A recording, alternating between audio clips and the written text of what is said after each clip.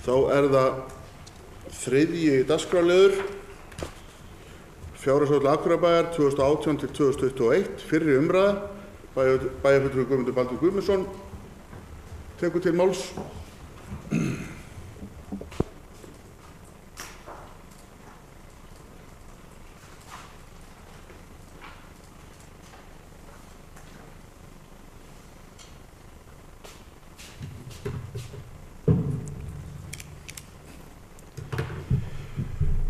Forseti, ágætu bæjarfulltrúar. Fjárhagsáætlun Akureyrarbæjar fyrir árin 2018 til 2021 hér lögð fram til fyrri umræðu í bæjarstjórn. Tíðkast hefur við fjárhagsáætlunina vinnu ákveðið samráð bæði í bæjarráði sem og í ráðum vinnu við fjárhagsáætlun. Bæjarráð lagði fram í vor ramma sem ráðunum var ætlað til fjárhagsáætlunar. Niðurstaða þeirra vinnu var svo að einstaka ráð fóru fram úr ramma og var fundað með formönnum og sviðsstjórum ráða og farið yfir áætlanir og skýringar á þeim. Niðurstaðan var svo fengin í samráði við formenn og sviðsstjóra og gerða þær breytingar sem bæjarráð taldi rétt að gera og áætlun sú sem hér lögð fram byggð á þeirri vinnu. Jafnframt leggur meirihlutinn til breytingar á álagningarprósentu fasteignaskatts og afslátt á fasteignagjöldum sem nánar verður tíundað hér á eftir. Nú þegar kosningar eru handa við hornið býst ég fastlega við að umræður þessa fjárhagsáætlun verði líflegar, en vil þó engu að síður í upphafi, líkt og ég hef gert undanfarin ár, þakka fyrir mjög góða samvinnu á milli meiri og minnihluta á vettvangi bæjarráðs sem og annarra ráða bæjarins. Ég mun í ræðu minni hér þylja upp helstu tölur og staðreyndir og ekki verður brugðið upp glærum og skjá helstu rekstrartölur hér við fyrri umræðu, sem verður hins vegar gert við seinni umræðu þegar endanlega tölur liggja fyrir. Kannski frekar bagalegt fyrir þá sem eru að horfa á þetta í sjónvarpinu, þurfa að horfa með allan tímann og meðin lesa þetta, en það verður bara að hafa það. Frumvarp að fjárhagsáætlun Akureyrarkaupstaðar fyrir árið 2018 nú lagt fram til fyrri umræðu í bæjarstjórn. Áætlunin var lögð fram í bæjarráði 2. nóvember síðastliðinn og vísað til fyrri umræðu hér í bæjarstjórn. Samkvæmt 3. málsgrein 62. greinar sveitarstjórnarlaga númer 138 frá 2011. Gert ráð fyrir að síðar umræða og endanleg afgreiðsla fjárhagsáætlunar verði í bæjarstjórn þann 5. desember, en lögbundið að fjárhagsáætlun sé afgreidd fyrir 15. desember ár hvert. Samhliða áætlun næsta árs jafnframt lögð fram 3 ára áætlun Akureyrarkaupstaðar fyrir árin 2019 til 2021. Fjárhagsáætlun Akureyrarbæjar fyrir árin 2018 sem hér lögð fram til fyrri umræðu í bæjarstjórn tekur til reksturs aðalsjóðs og 12 fyrirtækja, stofnana og sjóða í eigu hans. Einnig fylgir samstæðureikningur fyrir A- og B-hluta hans, rekstraryfirlit samstæðureiknis og framkvæmdayfirlit Akureyrarbæjar. Sú regla sem fylgt skiptingu rekstrareininga í A- og B-hluta eftirfarandi. Í A-hluta aðalsjóður sveitarfélagsins auk annarra stofnana og sjóða sem eru fjármagnaðir að hluta eða öllu leyti af skatttekjum. Í B-hluta eru þær stofnanir og fyrirtæki og aðrar rekstrareiningar sem eru að hálfu eða meirihluta í eigu sveitarfélagsins og eru reknar sem fjárhagslega sjálfstæðar einingar. Ég ætla ekki að lesa upptalninguna á þessum stofnunum, ég þekki þau öll og það kemur fram náttúrulega í reikningnum, þannig að það svo sem ekki óþarf að tíunda það allt saman, spara þá aðeins lesturinn. En í rekstrareiningi samstæðu A- og B-hluta gert ráð fyrir að tekjur verði 24,6 milljarðar króna en rekstrargjöld fyrir utan fjármagnsliði verði ríflega 22,3 milljarðar. Niðurstaða án fjármagnsliða því jákvæð tæpa 2,3 milljarðar króna. Fjármagnsgjöld umfram fjármunatekjur nema 1215 milljónir króna og áætlaður tekjuskattur 76 milljónir króna. Rekstrarniðurstaða því jákvæð 963 milljónir króna. Heildar launagreiðslur ásamt launatengdum gjöldum hjá samstæðinu áætlaður 14.071 milljón króna eða sem svarar 57,2% af rekstrartekjum.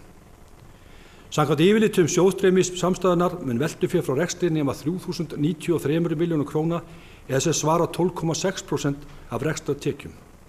Fjárfestingar í varanlegum rekstrarfjármunum áætlaðar 4.194 milljónum króna, afborganir langtímalána áætlaðar að nemi 2.811 milljónum króna og gert ráð fyrir að tekin verði lán fyrir 3.585 milljónir króna. Samkvæmt áætlun gert ráð fyrir að handbært fé sveitarfélagsins verði tæplega 1,9 milljarðar króna í árslok 2018. Áætlaðar eignir sveitarfélagsins í efnahagsreikningi 31.12.2018 verði bókfærðar á 45,7 milljarðar króna, þar af eru veltufjármunir 4,6 milljarðar króna. Skuldir sveitarfélagsins með lífeyrisskuldbindingum nema samkvæmt efnahagsreikningi 25,6 milljarði króna í árslok 2018 samkvæmt áætlun, þar af eru skammtímaskuldir 3.467 milljónir króna. Veltufjárhlutfall samstæðunnar áætlað 1,33. Óhætt að segja að fjárhagsstaða Akureyrarbæjar sé nokkuð sterk og skuldir sveitarfélagsins eru áætlaðar í árslok 2018 104,5% af tekjum sem vel undir veiðmennamörkum sem sett eru í sveitarstjórnarlögum, en þar kveðið á að skuldir megi ekki vera hærri en sem nemur 150% af reglulegum tekjum. Bókfært eigið fé áætlað að nemi 20 milljörðum króna í árslok 2018, rétt rúmlega. Eiginfjárhlutfall í árslok áætlað að nemi 0,44. Áætlun nú gerir ráð fyrir að A-hluti sveitarfélagsins skili jákvæðri rekstrarniðurstöðu upp á 416 milljónir króna sem mun betri niðurstaða en við sáum við áætlunargerð ársins 2017, en þá var gert ráð fyrir ríflega 100 milljón króna tapi. Reiknað með að útsvarsprósenta verði óbreytt frá fyrra ári eða 14,52%. Við leggjum til breytingar á fasteignagjöldum og áætlunni gerir ráð fyrir að fasteignaskattsprósenta á íbúðarhúsnæði lækki 3 punkta eða sem svara tæpum 8%. Og verði 0,35% af álagningarstofni í stað 0,38%. Það gert til að koma til móts við hækkanir sem orðið hafa á sköttum með tilkomu hækkandi fasteignamats. Þá líka gert ráð fyrir að hækka viðmunafjárhæðir á afslætti tekjur til að elli- og örorkulífeyrisþega.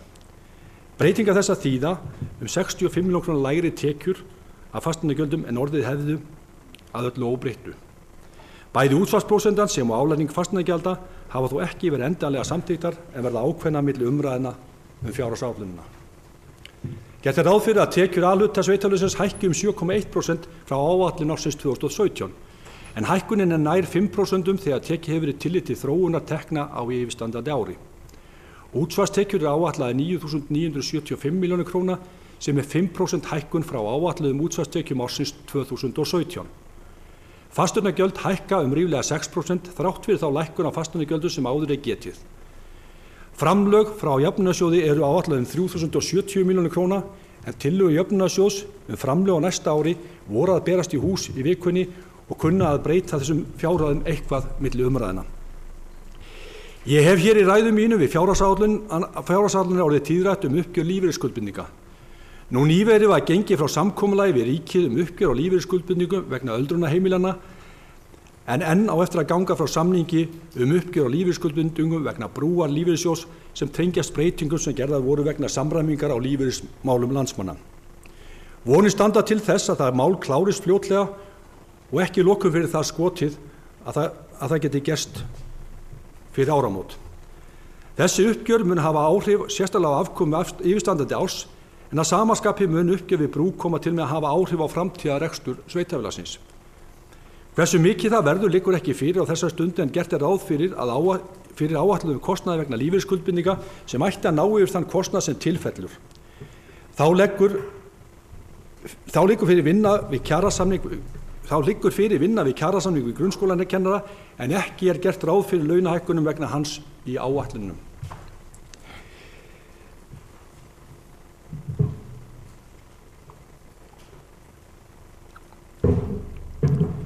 Tekjur aðalsjóðs áætlaðar 19.115 milljónir króna árinu 2018. Tekjurnar skiptast þannig að skatttekjur áætlaðar 12 milljarðar, framlag jöfnunarsjóðs 3 milljarðar rúmir og aðra tekjur rétt rúmir 4 milljarðar. Laun og launatengd gjöld í aðalsjóði áætlaðar 10,8 milljarðar tæpir og annar rekstrarkostnaður 9,2 milljarðar tæpir. Þá gert ráð fyrir að fjármunatekjur umfram fjármagnsgjöld verði rúmar 702 milljónir króna. Rekstrarniðurstaða aðalsjóðs því neikvæð 140 milljónir króna. En skoðum einstaka málaflokka. Gert ráð fyrir að verja ríflega 3,6 milljónir króna til félagslega þjónustu árinu 2018 og eykst kostnaði við málaflokkinum 146 milljónir króna með áætlun ársins 2017. Alls varir líflega 2,2 milljónir króna til málefna fatlaðs fólks, 700 milljónir fara til verkefna sem heyra beintundi fjölskyldudeild, 400 milljónir fara til málefni aldraðra og loks fara 290 milljónir til annarra félagslega þjónustu, en þar undir falla meðal annars sérstakar húsaleigubætur, ferli þjónusta, starfsemi punktsins og fleira. En svo undanfarin ár þá þessi málaflokkur hlutfallslega stór hjá okkur og samspil ríkis og sveitafélagsins afar flókinni þeirri þjónustu sem við erum að veita. Stór hluti útgjaldana vegna málefna fatlaðs fólks greiddur af ríkinu gegnum jöfnunarsjóð og færist með skatttekjum. Það hins vegar ljóst að þegar veitt jafn viðamikið þjónustu og í þessu málaflokki þá hættan sú að sveitafélagi beri hlut af þeim kostnaði sem til fellur vegna þjónustunnar. Mikilvægt að vel sé fylgst með kostnaði og það trú mín að við séum vel á verði í þeim efnum. Ég minntist þó á, hér í ræðu minni í fyrri umræðu fjárhagsáætlunar á síðasta ári, að gerð yrði úttekt á þeim kröfum sem við þurfum að standa undir og hvort að ríki ekki að koma að fullu inn í rekstrarþátttöku á þeim verkefnum sem því ber. Sú úttekt hefur ekki farið fram en ég vænti þess að hún verði gerð á árinu 2018. Eins og áður getið þá gert ráð fyrir 400 milljónir króna til málefna aldraðra og þaraf eru 338 milljónir króna framlag til öldrunarheimilana. Eins og margoft hefur komið fram hér í bæjarstjórn þá ber ríkinu að standa undir rekstri hjúkrunarheimila í landinu og ætti því með réttu að greiða stóran hlut af þessum 338 milljónir króna. Nú nýverið tók bæjarstjórn ákvörðun að sækja á ríkið greiðslu á útreiknuðum hlut ríkisins vegna áranna 2012 til 2016 sem nam 843 milljónum króna. Vænti ég þess að ríkið bregðist við þeim kröfum okkar og í framhaldinu munu þau verða krafin hlutdeild af þeim kostnaði sem til fellur bæði á yfirstandandi ári og árinu 2018. Fræðslu og uppeldismál er sem fyrst stærsti málaflokkurinn og verður varð 7 milljörðum króna til þeirra á árinu 2018 samkvæmt áætluninni eða 45,3% af skatttekjum. Útgjöld til fræðslumála aukast 281 milljón króna frá áætlun 2017 eða sem svarar 4,1%. Af þeim 7 milljörðum sem varið verður til fræðslumála fara 2033 milljónir króna til leikskólana, 4.323 milljónir til grunnskóla, 284 milljónir fara til tónlistarskólans og þá gert ráð fyrir 215 milljónir króna í sameiginlegan kostnað. Þá ótalið 110 milljónir sem vegna kostnaðar vegna framhaldsskóla við Eyjafjörð 27 milljónir sem renna sem styrki til annarra fræðslumála. Líkt og í fyrri umræðum fjárhagsáætlun þá ríkir óvissa kjaramál kennara, en ósamið við félag grunnskólakennara. Ekki hefur verið gert ráð fyrir kostnaði við launahækkanir sem kunna að fylgja nýjum samningum, en í fjárhagsáætlun bæjarins einungis gert ráð fyrir kjarasamningsbundum hækkunum sem þegar liggja fyrir.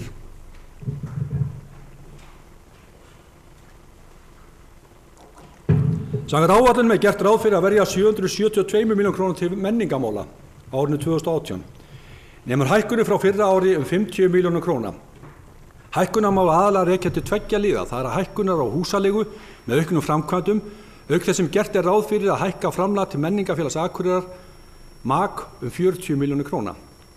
Að sama skapi gert ráð fyrir hækkun á menningarsamningi við ríkið upp á ríflega 20 milljónir króna og þá tekið mið af framlögðu frumvarpi til fjárlaga.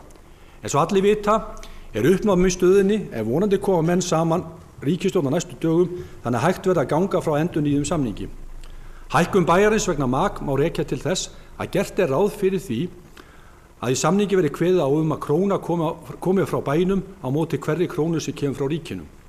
Vænti ég þess að þetta gangi allt saman eftir og munum við sjá rekstur menningarfélagsins vaxa og dafna á komandi árum. Kostnaður vegna menningarmála áætlaður 772 milljónir króna eins og áður segir eða 5% af skatttekjum. Íþrótta- og tómstundamál þriðji fjárfrekasti málaflokkurinn og áætlaður heildarkostnaður vegna íþrótta- og tómstundamála 2.700 milljónir króna. Tekjur vegna málaflokksins 690 milljónir króna og því verða 2.010 milljónir króna greiddar af skatttekjum aðalsjóðs eða sem svara 13% skatttekna. Aukning á fjárveitingum til málaflokksins milli ára nemur 49 milljónir króna. Þar munar mest hækkun frístundaávísana 50% og verða það 30.000 krónur á árinu 2018 og eykst kostnað vegna þessa ríflega 25 milljónir króna. Mikla framkvæmdir hafa verið við sundlaug með nýrri rennibraut auk uppbyggingar á pottum og umhverfis sundlaugarinnar. Ljóst að slíka framkvæmdir kalla á aukna innri leigu og gert ráð fyrir að þeirri leigu 20 milljónir króna verði mætt með auknum tekjum sundlaugarinnar. Heildarútgjöld til brunamála, almannavarna og sjúkraflutninga áætluð ríflega 483 milljónir króna. Tekjur eru áætlaðar 230 milljónir og því gert ráð fyrir að Akureyrarbær leggi bruna, almannavörnum og sjúkraflutningum til 253 milljónir króna á árinu 2018. Útgjöld vegna þessa málaflokks að aukast ríflega 15% frá fyrra ári og þetta þarfnast að mínu mati frekari skoðunar á milli umræðna og þá sérstaklega samspil tekna frá ríkinu og þeirra þjónustu sem veitt er. Netto útgjöld vegna hreinlætismála eru áætluð 22 milljónir á árinu 2018. Hér að ræða kostnað við heilbrigðiseftirlit, sorphreinsun og sorpeyðingu sem og meindýra og dýraeftirlit, en heildarútgjöld vegna þessa málaflokks 358 milljónir króna. Gert ráð fyrir að sorphirðugjald skili tekjum upp á ríflega 306 milljónir króna. Í skipulags- og byggingamál gert ráð fyrir að verja 129 milljónir króna næsta ári. Áætlunin gerir ráð fyrir að auki verði við starfsmannahald og bætt við einu stöðugildi arkitekts. Kostnað vegna umferðar og samgöngumála áætlaður 856 milljónir króna og hækkar 85 milljónir króna frá áætlun 2017 eða 11%. Leiga gatna og stíga hækkar en einnig bætt við í viðhald og sem dæmi viðhald malbikaða gatna aukið 20% frá áætlun 2017. Gert ráð fyrir nær óbreytti fjárhæð til snjómoksturs og hálkuvarna ríflega 100 milljónir króna. Reiknaði ég með að menn muni ræða þessa áætlun milli umræðna. Til umhverfismála gert ráð fyrir að verja alls 285 milljónir króna og hækka framlag til umhverfismála 61 milljónir króna frá upphaflegri áætlun 2017. Hækkunin skýrist að mestu að auknum kostnaði við hirðingu opinna svæða og byggð á rauntölum ársins 2017. Til atvinnumála eða Akureyrarstofu varið 189 milljónir króna sem svipuð fjárhæð og í áætlun 2017.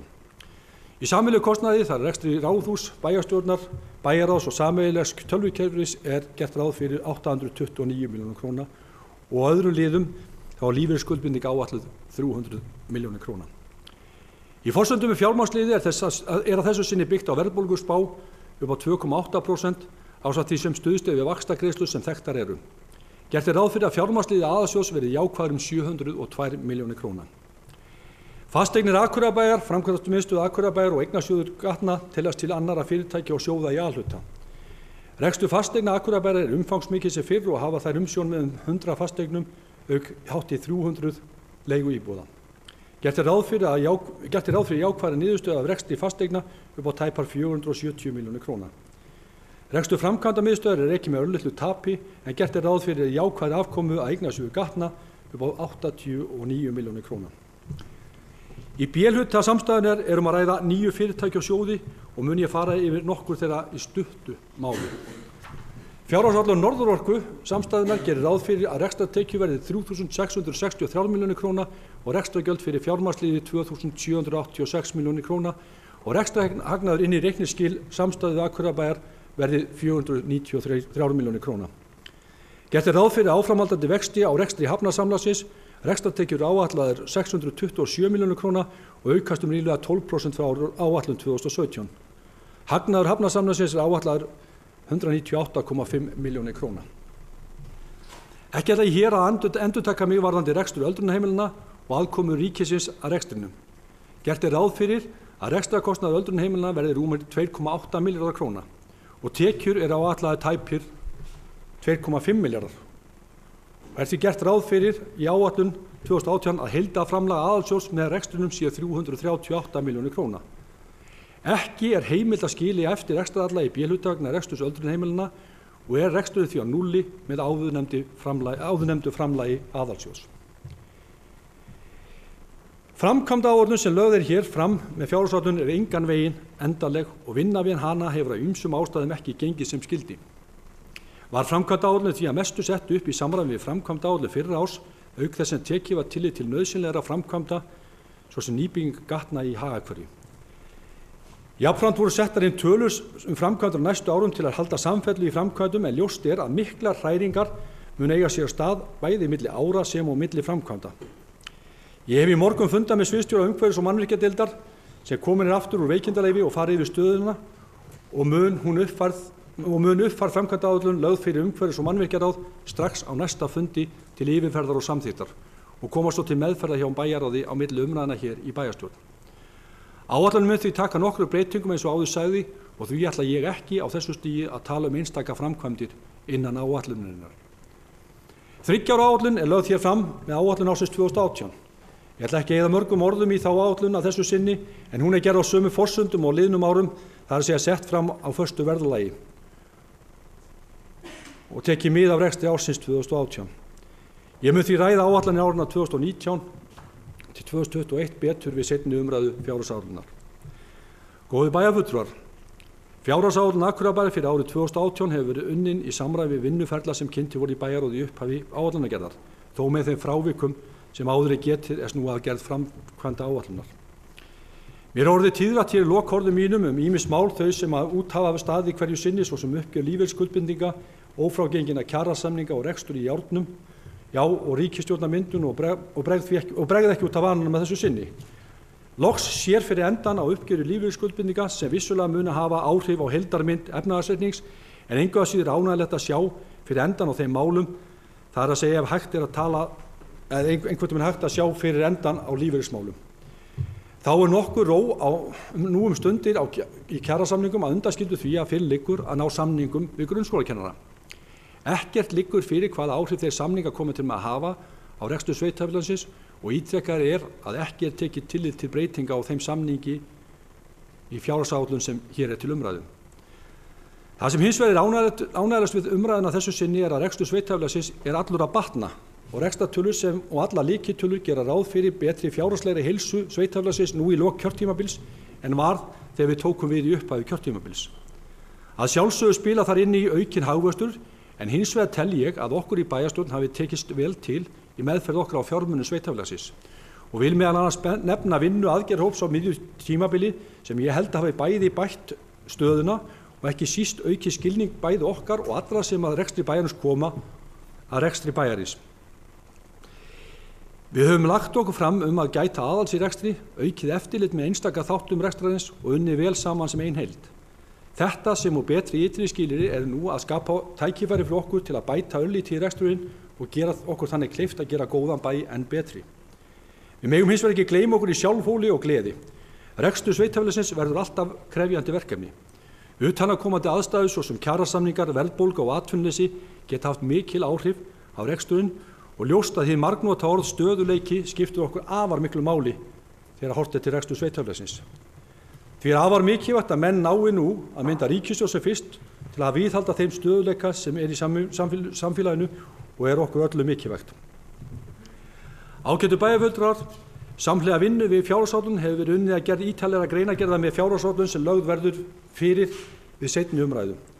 Ennfremur stendur til að halda fund fjárhagsáætlun þar sem bæjarbúum gefst kostur á að kynna sér betur í hvað fjármunir okkar fara og er þessi kynning liður í þeim tillögum sem settar voru fram af vinnuhóp aukið íbúalýðræði og fyrsta skref að auka upplýsingagjöf og virkni íbúa við fjárhagsáætlunina gerð.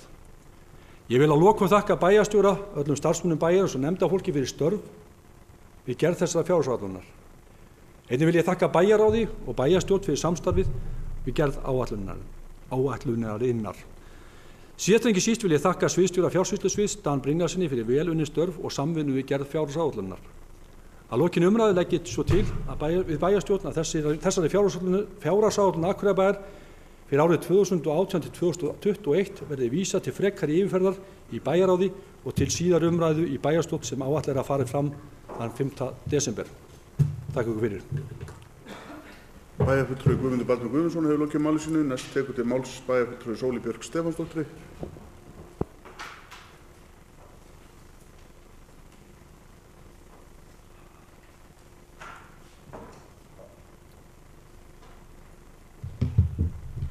Forseti, ágætu bæjarfulltrúar. Þakka fyrir þessa fínu og stórskemmtilegu yfirferð sem að verði skemmtilegri með hverju árinu sem maður fylgist með henni og sem ég held samt að skrifa á það að, svo ég tala nú fyrir sjálfa mig að ég bara átta mig betur á málunum og og það og einhvern veginn þetta það er eins og hefur komið fram ágætt samtal milli meirihluta og minnihluta og hlutir eru útskýrðir ágætlega og það hjálpar mann að glöggva sig á þessu þó maður sé ekki alveg svona inni í raun og veru sjálfu fjárhagsáætlunarferlinu sem að eins og þetta kom fram unnið af formanni bæjarráðs og fjármálastjóra bæjarins og fleirum. En það auðvitað mikilvægt að við höfum góða innsýn í þetta og við höfum fengið það og það bara ber að þakka og ég er þakklát fyrir það. Og það auðvitað góða fréttir að reksturinn gangi vel og sem að skrifast auðvitað mestuleyti á það að bara umhverfi að batna og ég veit ekki, sko, þó að skuldastaðan sé talsvert fyrir neðan þau mörk sem að hafa verið sett fyrir sveitarfélög þá er þetta nú samt alveg vænt bunki á skuldum sem við höfum og mér finnst ekkert svona, eða kannski svona óþarf að vera að fagna því að það sé eitthvað svona sérstaklega brjálæðislega góður árangur en ég menna þetta er alls ekki slæmt samt. En þetta eru auðvitað góða fréttir og ánægjulegt að það sé svigrúm til að bæta í reksturinn eða þjónustunina eða lækka skatta, það er svona eftir í hvað fólk vill leggja áherslu á og hvað pólitík fólk stendur fyrir. Og þannig að ég ákvað að koma hérna upp og ræða eins við ykkur mínar hugmyndir opinbera þjónustu. En það er nefnilega þannig að ég hef þó skoðun opinber þjónusta sé einmitt opinber þjónusta af því að hún sé svo mikilvæg fyrir samfélagið. Það er að segja við höfum tekið til hliðar það sem okkur er mest umhugað og við höfum ákveðið að svo þjónusta skuli vera öllum aðgengileg svona án tenginga við fjárhagsstöðu viðkomandi. Og þessi kjarnastarfsemi samfélagsins okkar sem er undir eftirliti okkar sem hefur verið kosin af samfélaginu til að standa vörð hana og það er raun og veru ekki deilt þetta form. Ég held að við á Íslandi erum bara mjög sammála að þetta sé svona sem við viljum hafa þetta. Þannig og ég held að við gerum okkur grein fyrir því flest að eftir í sem að öllum líður betur, því betur líður okkur öllum. Náðu þessu. Ég ætla að útskýra það. En það er semst þannig, ef við hugsum samfélagið okkar eins og stiga, þá dreifist við í tröppurnar í stiganum, eftir í kannski getum við sagt hvernig við stöndum fjárhagslega og félagslega, þetta tvennt, þessi tvö lykilatriði þarna. Og það hefur sýnt fram á það með margþættum rannsóknum að þeir sem standa efst í stiganum, þeim líður betur eftir því sem að þau sem standa neðst í stiganum eru nær þeim. Það er að segja, og þeir sem að standa neðst, þeim líður líka betur eftir því sem styttra er í þau efstu. Við viljum vera nálægt hvert öðru. Og þetta er raun og þrátt fyrir að svona einstaklingshyggja og einstaklingsfrelsi hafi vaxið mjög í okkar samfélagi, að þrátt fyrir það þá minnkar ekki þessi taug og þessi tenging sem við höfum við samfélagið okkar. Það er að segja að þessar stórkostlegu framfarir sem hafa falist í því að öðlast meira frelsi til persónulegra tjáningar og val á lífstíl og frelsi frá félagslegu taumaldi samfélagsins, það er að segja að fólk sé ekki með nefun í hvers manns koppi, það frelsi felur alls ekkert í sér það að við færum okkur eitthvað út úr samfélaginu eða slítum við samfélagið tengslin. Við höfum áfram þessa sterku tengingu við samfélagið okkar og þegar að fólkinu kringum okkur líður vel, þá líður okkur líka vel. Það er sem sagt það sem ég var að meina. Og þess vegna höfum við þessa opinberu þjónustu. Þess vegna viljum við að allir í samfélaginu okkar hafi aðgengi að mikilvægum stofnunum samfélagsins og ég ætla að nefna skólana, heilbrigðiskerfi, tómstundariðkun og þetta margt fleira. Og eins og við sammælst að styðja við þau sem þurfa á því að halda. Við viljum að fólk fái tækifæri til að blómstra þrátt fyrir erfiðar aðstæður, sjúkdóma, fatlanir og annað sem getur verið heftandi ef ekkert er gert. Og þetta, eins og ég nefndi á hann, kannski þrætum við ekkert svona upp að vissu marki. Og ég held nefnilega, og það er það sem er svo áhugavert núna, að við erum svolítið við þetta mark núna. Það er að segja að við stöndum hérna og veltum því fyrir okkur hvað ætlum við að gera við þetta fjárhagslega svigrúm sem er að skapast. Og hérna hefur meirihlutinn sett fram sína hugmyndir sem snúast meðal annars að byggja brú yfir ekki neitt og að lækka fasteignagjöld. Og ég ætla bara að segja að ég er bara mjög andsnúin þessu. Og ég er bara mjög ósammála þessari forgangsröðun. Og það er ekki bara að ég sé svona rosalega mikil jafnaðarmanneskja sem ég er, en það er ekki bara þess vegna, heldur líka því mér finnst þetta einfaldlega ekki skynsamleg ráðstöfun fjár. Af því eins og ég held að við vitum öll hérna inni, þá er þenslu ástand á framkvæmdamarkaði og það felur í sér að framkvæmdir verða dýrari og með því að fara í fullkomlega ónauðsynlegar framkvæmdir ýtum við þetta undir hafsveifluna og ójafnvægið í stað þess að vinna gegn því eins og almennt talið skynsamlegra. Ég nefndi brúna yfir Ekkert, en ég get líka nefnt framkvæmdi við Tangabryggju og Torfanesbryggju sem ég held að skynsamlegra væri að bíða með. En ef að menn vilja endilega setja peningin í steipuna, þá held ég að væri skynsamlegra að setja þá frekar fjármagni í viðhald á húsum og götum bæjarins. Og svo annað atriði kannski sem ég langaði líka hans að fara yfir og ræða hérna, og það eitthvað sem að lítur í mínum augum út fyrir að vera furðulega æfingi því að reyna að eyða sömu krónunum tvisvar. Þarna erum við að tala fjármagn sem að síðastliðin ár hefur farið í að greiða innri leigu af lyftunni Fjarkanum í Hlíðarfjalli. En nú svo lyfta að fullu greitt og þar með fellur niður innri leiga og þótti það einhverjum fín rök fyrir þeirra ákvörðun að kaupa nýja skíðalyfti í fjalli og var það gert. En það kemur ekki til innri leiga af þeirri nýju lyftu fyrir árið 2019. Og þá má segja að árunum 2018 sé þetta fjármagn til ráðstöfunar. Og þá tekið svo ákvörðun að hækka frístundastyrk til barna sem nemur þeirri upphæð, sem að mínum að til bara mjög góð ráðstöfun. Nema náttúrulega það að 2019 kemur síðan reikningur fyrir skíðalyftuna. Og þá spurningin hvað að gera varðandi frístundastyrkin. En þarna auðvitað verið að binda hendur næstu bæjarstjórnar sem getur ekki bakka á til lyftusamningnum og vonandi segi ég bara verður ekki heldur vilji til að lækka frístundastyrkin. Þarna að ferðinni að mínum að til bara óvöndu stjórnsýsla. Síðan eitt annað verkefni sem hefur ekki fengið brautargengi þessari fjárhagsáætlun en var mjög ofarlega á blaði hjá minnstakosti sumum bæjarfulltrúum meirihlutans í aðdraganda síðustu sveitarstjórnarkosninga. Það eyðing ágengra plantna. Á næsta ári ætlaði verkefni fjármagn sem nægir til að slá plönturnar næsta sumar en alls ekki til að eyða þeim. Og mér finnst mikilvægt að benda á þetta verkefni og mikilvægi þess áður en ég fer að lesa fleiri greinar en næstu kosningabaráttu mikilvægi þess. Ég skrifaði reynda sjálf enga greinar málið en ég gerum mig fullkomlega grein fyrir mikilvæginu og þeirri staðreynd að eftir því sem við drögum lappirnar lengur við að fara í þetta, þeim mun dýrara verður það þegar að því kemur að það verður ekki lengur hægt að snúa blinda augana að þessu. En ég geri ráð fyrir að þarna sé eitthvað sem að sé í raun og veru vilji til þess að bæta í meirihlutanum og við munum ræða vel fyrir næstu umræðu. En svo ég með annað atriði sem ég gerur ekkert frekar ráð fyrir að sé vilji til að bæta inn. Ég vil nú bara segja ykkur hvernig mér finnst að við ættum að hafa þetta. Ég myndi til dæmis ekki hækka gjaldskrár fyrir leikskólana. Ég myndi halda mig við skólastefnu Akureyrarbæjar frá 2006 sem ennþá í gildi. Það sem talaði að stefnt skuli að gjaldfrjálsum leikskóla. Og góð leið til þess væri einfaldlega að láta gjaldskrárnar standa í stað og lækka þannig hægt og rólega hlutfall foreldra í kostnaði við rekstur leikskóla. Ég alveg sannfærð það að það líður ekki löngu þangað til almenn sátt næst þetta, það að segja á landinu. Og ég vona að við Akureyringar verðum ekki eins og einhver nátttröll að vakna að værum blundi þegar að því kemur því að þetta gríða mikið hagsmunamál fyrir stóran hóp bæjarbúa. Og það einmitt fólk á þeim aldri sem við viljum gjarnan laða til búsetu hérna. Fólk sem fullt af krafti og nýjum hugmyndum, fólk sem að stíga nokkra mikilvægustu skrefum í lífi sínu með því að byggja upp fjölskyldu, húsnæði og starfframa, allt í einu. Þetta erfiður tími og ekki síst fjárhagslega og í mínum huga einboðið að reyna að létta undir með þessum hóp og minnka hugsanlega aðeins álagið og áhyggjurnar.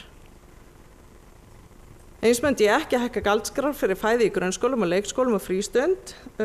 Almennt myndi ég leitast við að minnka kostnað barnafjölskyldna á allan þann hátt sem að hægt Því það staðreynd að tekjur okkar fara hækkandi með aldrinum upp að 50 aldri og þess vegna finnst mér mjög eðlilegt að reyna á frekar að styðja við fólk á meðan að tekjur þess eru lægri og það að segja áður en að fólk nær 30 aldri. En tekjurnar fara síðan aftur, lækkandi eftir 50, svo ég styð fullkomlega áætlun meirihlutans að gefa aukið svigrúm í afslátta fasteignagjöldum fyrir aldraða. Því mér finnst bara mikilvægt að við hugsum það stóru myndina. Hvernig viljum við sjá þetta samfélag, hvar eru peningarnir, hvar skortir peningar, hvar viljum við styðja við fólk, hvernig viljum við jafna kjörin. Og ég ætla bara að segja það hér, ég alveg sjúklega spennt að heyra í kjörnum fulltrúum Jafnaðarmannaflokks Íslands, heitir það ekki? Samfylkingin Jafnaðarmannaflokkur Íslands þetta. En eins og ég sagði þá myndi ég hugsa meira viðhald heldur en nýframkvæmdir og sérstaklega myndi ég vilja fresta ónauðsynlegum nýframkvæmdum þar til í næstu niðursveiflu. Staðan einfaldlega sú að fleiri krónur í vasan hjá sumum þýðir alls ekki að viðkomandi verða hamingjusamur. Lífshamingjan okkar sameiginlega verkefni og byggir meðal annars á samheldni og tengslum því öryggi sem það felur í sér að búa í samfélagi sem rétti fólki hjálparhönd þegar á þarf að halda. Það margra króna virði og þess vegna höfum við sameiginlega sjóði sem stýrt af kjörnum fulltrúum sem vonandi átta sig á stóru myndinni. Takk fyrir. Bæjarfulltrúi Sóley Björk hefur lokið máli sínu. Næst tekur til máls Eva Hrund Einarsdóttir. Bæjarfulltrúi.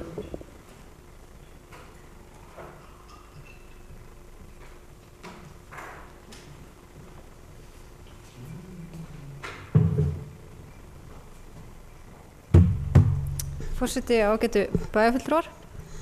Ég vil byrja á því að þakka Guðmundi yfirferðina og þakka þeim sem komu að vinnu við þessa fjárhagsáætlanagerð og þá sérstaklega Dan. Ég vil líka þakka Sóleyju fyrir skemmtilega ræðu. Ég hélt á fyrri hluta ræðunnar þú værir að koma í Sjálfstæðisflokkinn og þannig að ég ætlaði að taka fagnandi á móti þér því mér finnst þú frábær. En svo fórstu aðeins lengra til vinstri en mér samt sammála margt, þannig að ég hélt jafnframt að þú værir í stjórnarviðræðum. Heyrðu, en það mikilvægt að stjórnsýslan sé lifandi gegnsæ og skilvirk. Mér því mikið í mun að fjárhagsáætlanavinnan sé vel unnin og eftir henni sé farið og það var eitt af því sem við vorum með allavega og okkar stefnuskrá. Það mjög margt sem hefur færst til betri vegar og frá því við byrjum hér fyrst á kjörtímabilinu og ég held að við séum öll sammála það. En það ennþá ágallar sem við þurfum að bæta í vinnubröðunum. Til langar mig bara að nýta tækifæri hér og fara aðeins yfir það sem að mér finnst betur með að fara. Af því að ég kannski sitt við annað borð, við nokkur hérna inni, sittum við annað borð heldur en þeir sem sitja í bæjarráði. Og þess vegna þurfa gögnin að vera þannig að það sé auðvelt fyrir okkur sem sitjum ekki í bæjarráði að átta okkur á í hvað peningarnir að fara. Eftir að hafa sitið hér og farið yfir þau gögn sem við erum með hérna fyrir þessa fjárhagsáætlun, þá finnst mér ég ekki örugg með hvað við erum að setja peningarna í. Nú ætla ég bara kannski aðeins að fara betri við það. Ég mjög ánægð með að starfsáætlanir séu komnar í notkun og ég held að það hafi verið mikið framfarsskref og það fullt af upplýsingum fyrir okkur. En það ennþá mismunandi milli sviða hversu vel þær eru unnar og ítarlegar og eins við yfirferð á þeim þá ég ekki átta mig á því hvort að áætlanirnar séu uppfærðar með við samþykktar áætlanir fyrri ára. Eins og samþykkt áætlun 2017, ég ekki að gera mig grein fyrir því hvort í öllum nefndum sé búið að uppfæra það. Þannig að mér langar bara að spyrja það formenn sem eru hérna, formenn nefndar sem eru hérna inni, hvort það svo sé. Því að mér sýndist að í einhver nefndum að svo veri ekki. Og það miður því að við verðum að geta treyst því að við séum að bera saman alltaf epli og epli, ekki epli og appelsínur. Þannig að ég var mjög ánægð með og ég held að það sé nauðsynlegt að setja ramma og það var gert í maí. En síðan eins og áætlanirnar hafa verið unnar, þá það því miður stundum svo að óskalistar fara inn í áætlanirnar í sumum nefndum og öðrum ekki. Og það bara ásættanlega vinnubrögð af mínu mati. Mér finnst bara að þetta þarf að vera samræmt fyrir alla nefndir að fara bakdyra megin, þá auðveldara að fela ýmsa hluti og koma ýmsu gegn án þess að við áttum okkur á því. Þannig að mér finnst að þetta þurfi að vera alveg skýrt. Ég veit að það búið að tala við embættismenn og formenn, en við þurfum að fylgja svo stífar eftir. Eins hef ég talað við nokkra nefndarmenn af mínum fulltrúum sem er að starfa fyrir Sjálfstæðisflokkinn. Í fæstum nefndum nokkuð búið að ræða 3 ára áætlanir. Og mér finnst mjög mikilvægt að við séum að horfa á heildarmynd næstu 4 ára. Að við séum ekki bara að horfa á fyrsta árið og hitt sé svona bara eitthvað auka sem skiptir eiginlega ekki máli og við séum næstum ekki að ræða. En það hefur pínu verið upplifun mín síðustu árin. að mér finnst við þurfum að leggja meiri og betri vinnu í það. Eins bara tekið dæmi bara úr Akureyrarstofu því ég sitt þar. Það var áætlun samþykkt með fyrirvara áætlun Listasafnsins því að hún þótti ekki fullunnin. Og mín skoðun var svo að það hefði þurft að taka þá þegar var búið að lagfæra hana aftur inn í nefndina og samþykkja hana áður en hún færi hingað. Þannig að það var ekki gert, þannig ég gerði athugasemd við það á síðasta fundi. Þannig að mér finnst að vinnan í nefndunum við þurfum að vera strangari varðandi vinnubrögð þar, heldur en í dag.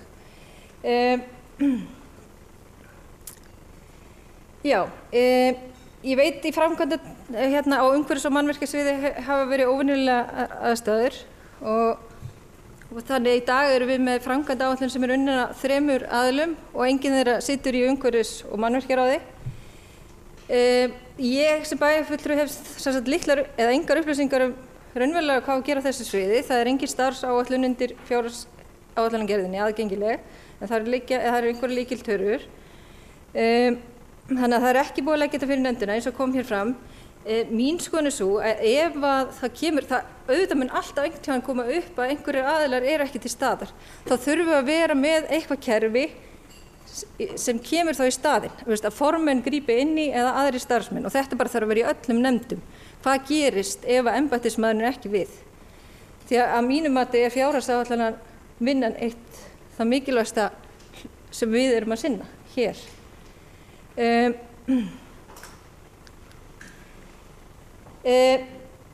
Mér langar því bara að spyrja meiri hlutan beint að nokkrum atriðum, bara að fá skoðun þeirra fram þó að því ég er ekki með framkvæmdaáætlana. Mér langar að spyrja því ég hef þó nokkuð oft nefnt Tryggvabrautina, hvort að þú verði farið hann á næsta ári. Ég tel það bara gríðarlega mikilvægt.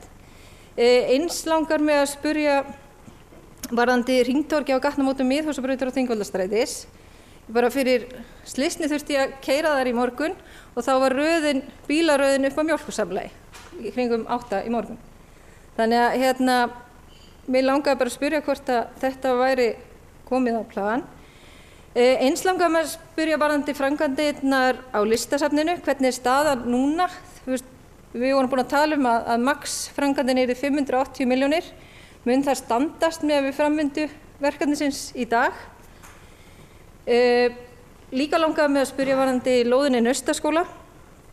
Mér minnir að það hafi verið áætlað 20 milljónar næsta ári, 30. Þá voru samtals konar 100 milljónir í það verkefni sem ég langar reyndar að nefna við sjálfstæðismenn gerðum ráð fyrir að myndi vera í síðustu fjárhagsáætlun. En síðan var gerð hönnun sem hljóðaði upp á 120 milljónir. Því langaði mig bara að vita hver verður stefna, munum við setja inn í áætlun þessar 30 milljónir og enda í 100 eða erum við að vanáætla viljandi. Þannig að mér langar bara að fá það upp á borðið. Ég er rosalega ánægð að áfram sé inni gert ráð fyrir bílastæðahúsi og bara fagna því. En mér langaði líka að því ég var að tala þegar við erum ekki í bæjaráði að þá sé erfiðara kannski fyrir okkur að átta okkur á atriðunum. Þess vegna langaði mig líka nefna eins og þegar við erum að vinna starfsáætlanir. Ef ég tek bara, ég ætla að nefna frístundasvið, það bara tilviljun að ég tek það svið. En það eru til dæmis nefnd 34 atriði sem nefndin áætlar að fara í 2018. Hvergi kemur fram í starfsáætlunum, flestum þeirra, hvaða þessum verkefnum rúmast innan rammana sem að þau fengu og hver þessara verkefna krefjast viðbóta fjármagns. Þess vegna er rosalega erfitt fyrir mig að átta mig á hvað ætlar þessi nefnd að fara að gera. Ætlar hún að gera þetta allt eða munum komast til hluta af þessu. Þess vegna finnst mér mikilvægt að milli umræðna nefndirnar taki starfsáætlanir og fari yfir hvað þau raunverulega munu komast yfir. Eruð þið með mér?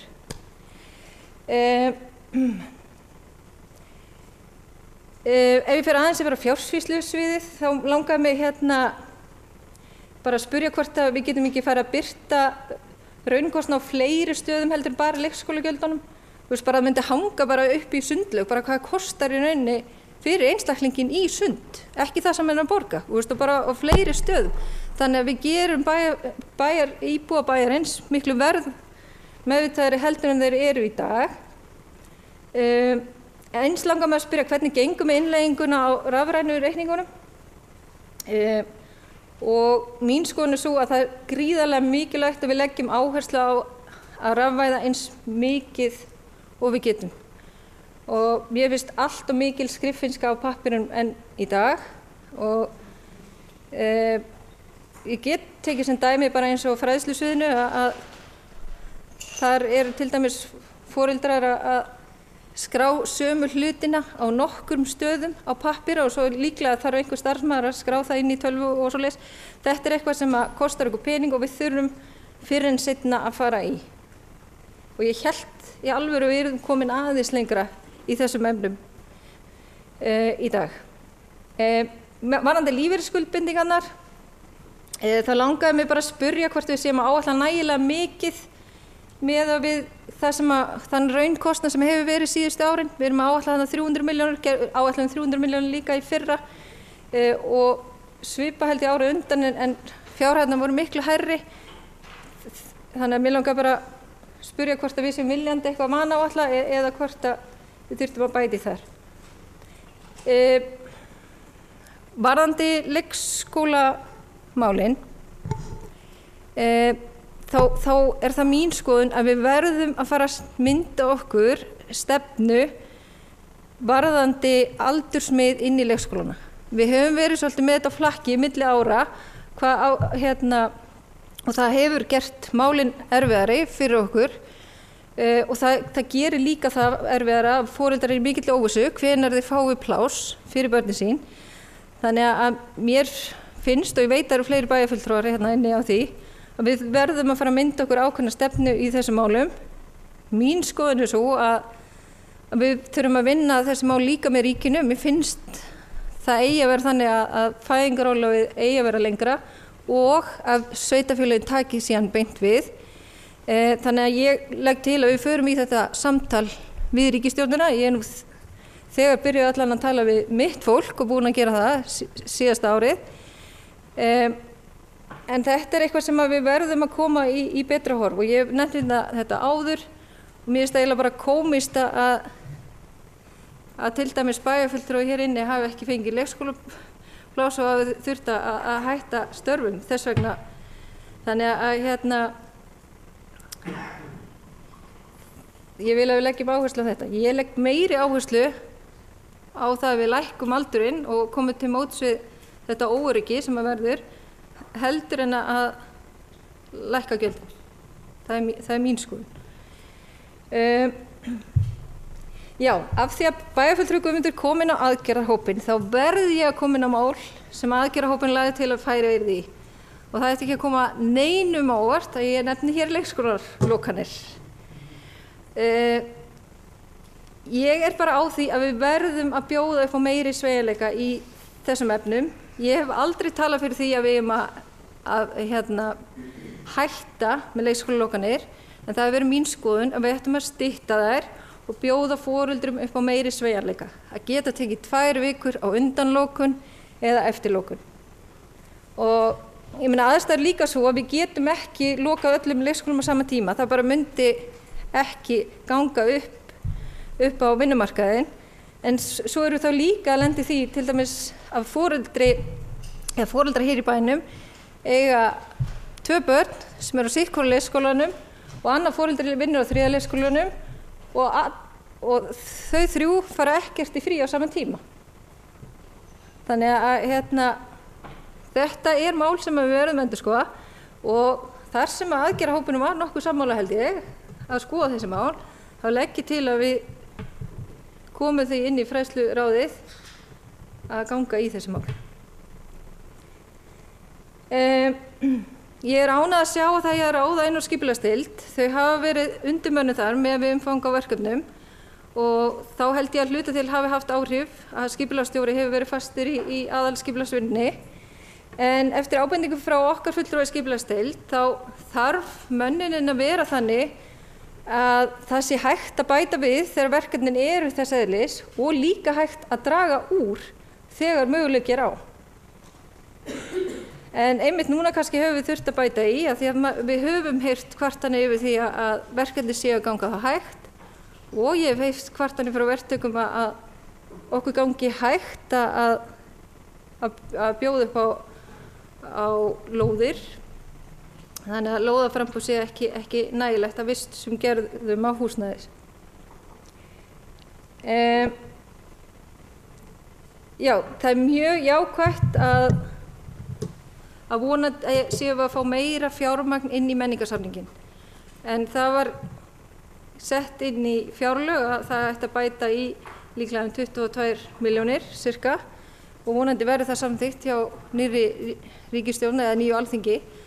Og þannig ég vildi bara taka fram að ég er mjög ánægð að sjá að Akureyrarbær muni leggja það sama til því að nú er ný afstæðin aðalfundur MAG og því mjög ánægilegt að segja að reksturinn þar hefur snúist við eftir að hafa verið afskaplega erfiður tíma og því ber að fagna og mér finnst mjög jákvætt þegar við getum bætt í rekstur þegar vel gengur, þegar við sjáum fram á það að fólk er að fara vel með fé og mér finnst þau að hafa náð að vinna í rauninni kraftaverk með við aðstæður og vil bara nýta hér tækifæri og hrósa þeim starfsmönnum sem að þar vinna. Að dagskráin hefur verið til fyrirmyndar miðað við það fjármagn sem að þau hafa haft.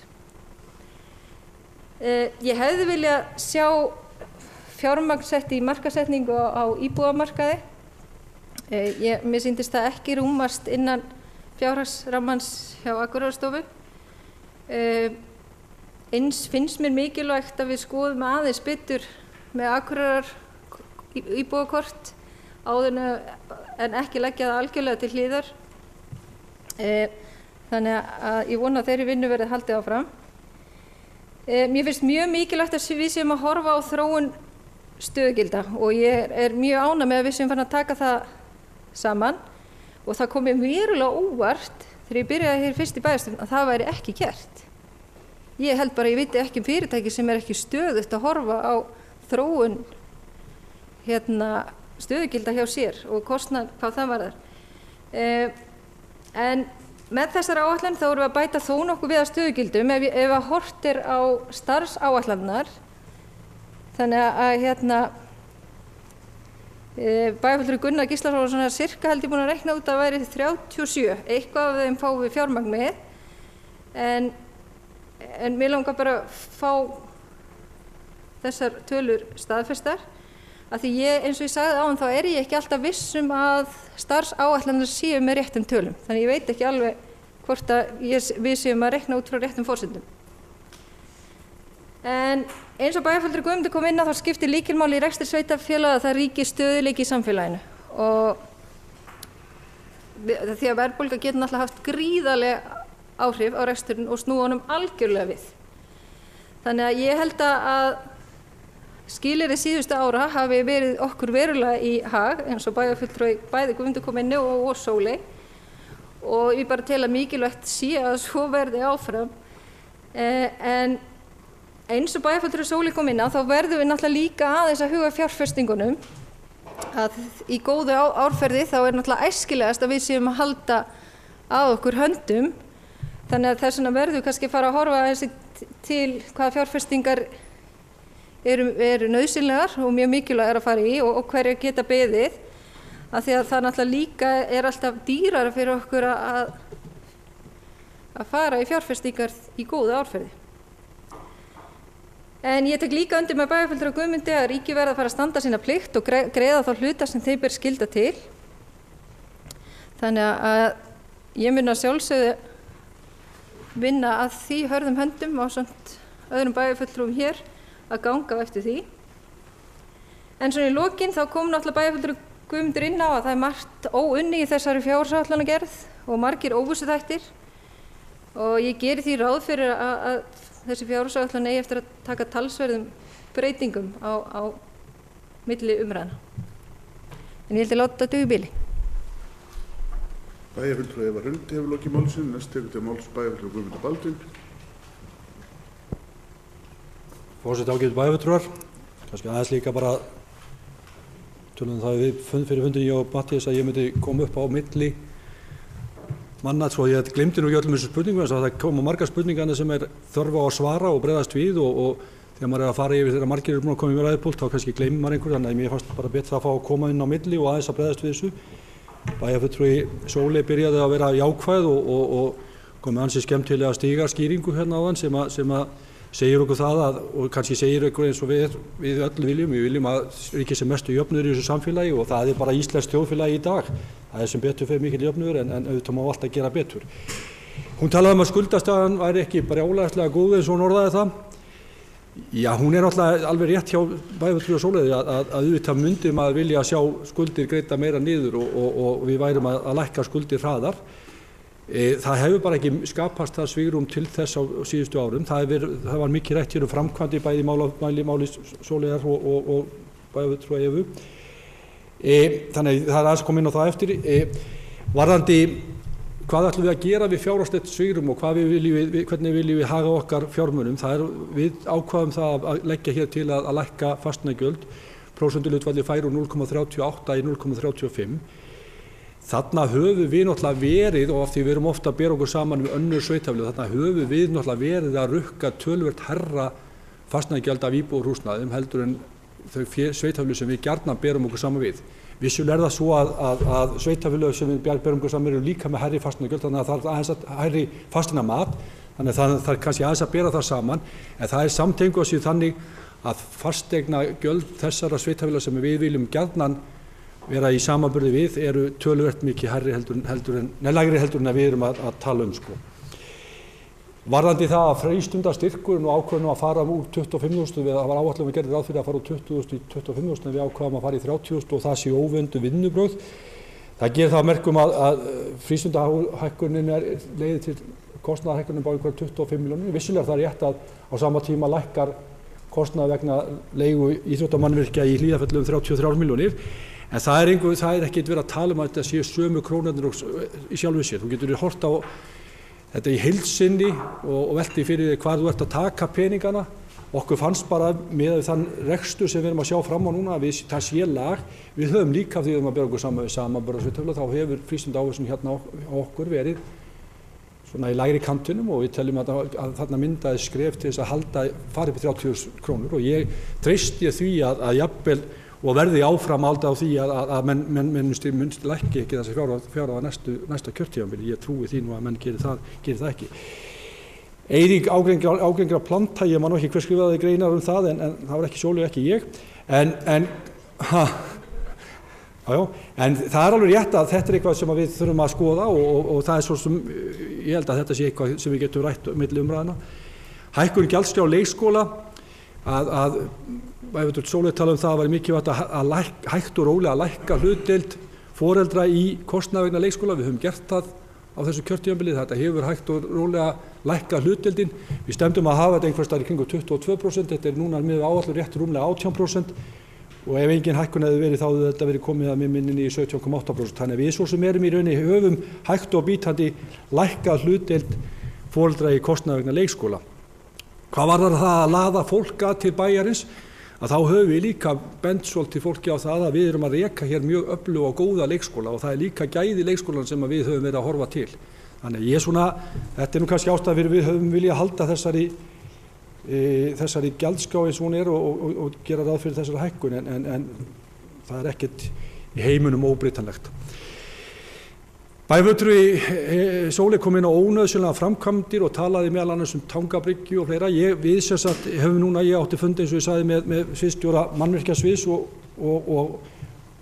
aðstoðarmanni hennar og við ræddum þessar framkvæmdir hjá okkur hvað við gætum gert til þessi raun að draga úr framkvæmdum árum 2018 í aðalsjóði. Það liggur fyrir að það eru mikla framkvæmdir bæði í höfninni og Norðurorku.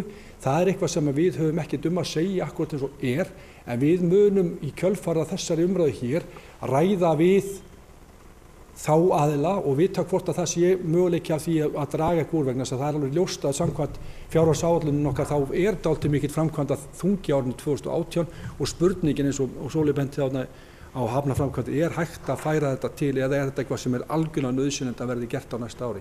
Þannig þarna liggur og svo náttúrulega líka sem við erum líka svolítið að horfa fram á að það bara þenslan á markaðnum varðandi það að fá verktaka í öll þessi verk. Þannig að það svona eitthvað sem menn verða pínulítið. Nú erum við ennþá komnir með þegar að framkvæmda umhverfis- og mannvirkjasviðið er búið að taka töluna hjá sér, þá getum við borið allt saman núna hvernig við sjáum framkvæmdin leggjast árinu 2018 og þetta raunhæft og hægt að hlýða einhverju til þá hjá B-hluta fyrirtækjum.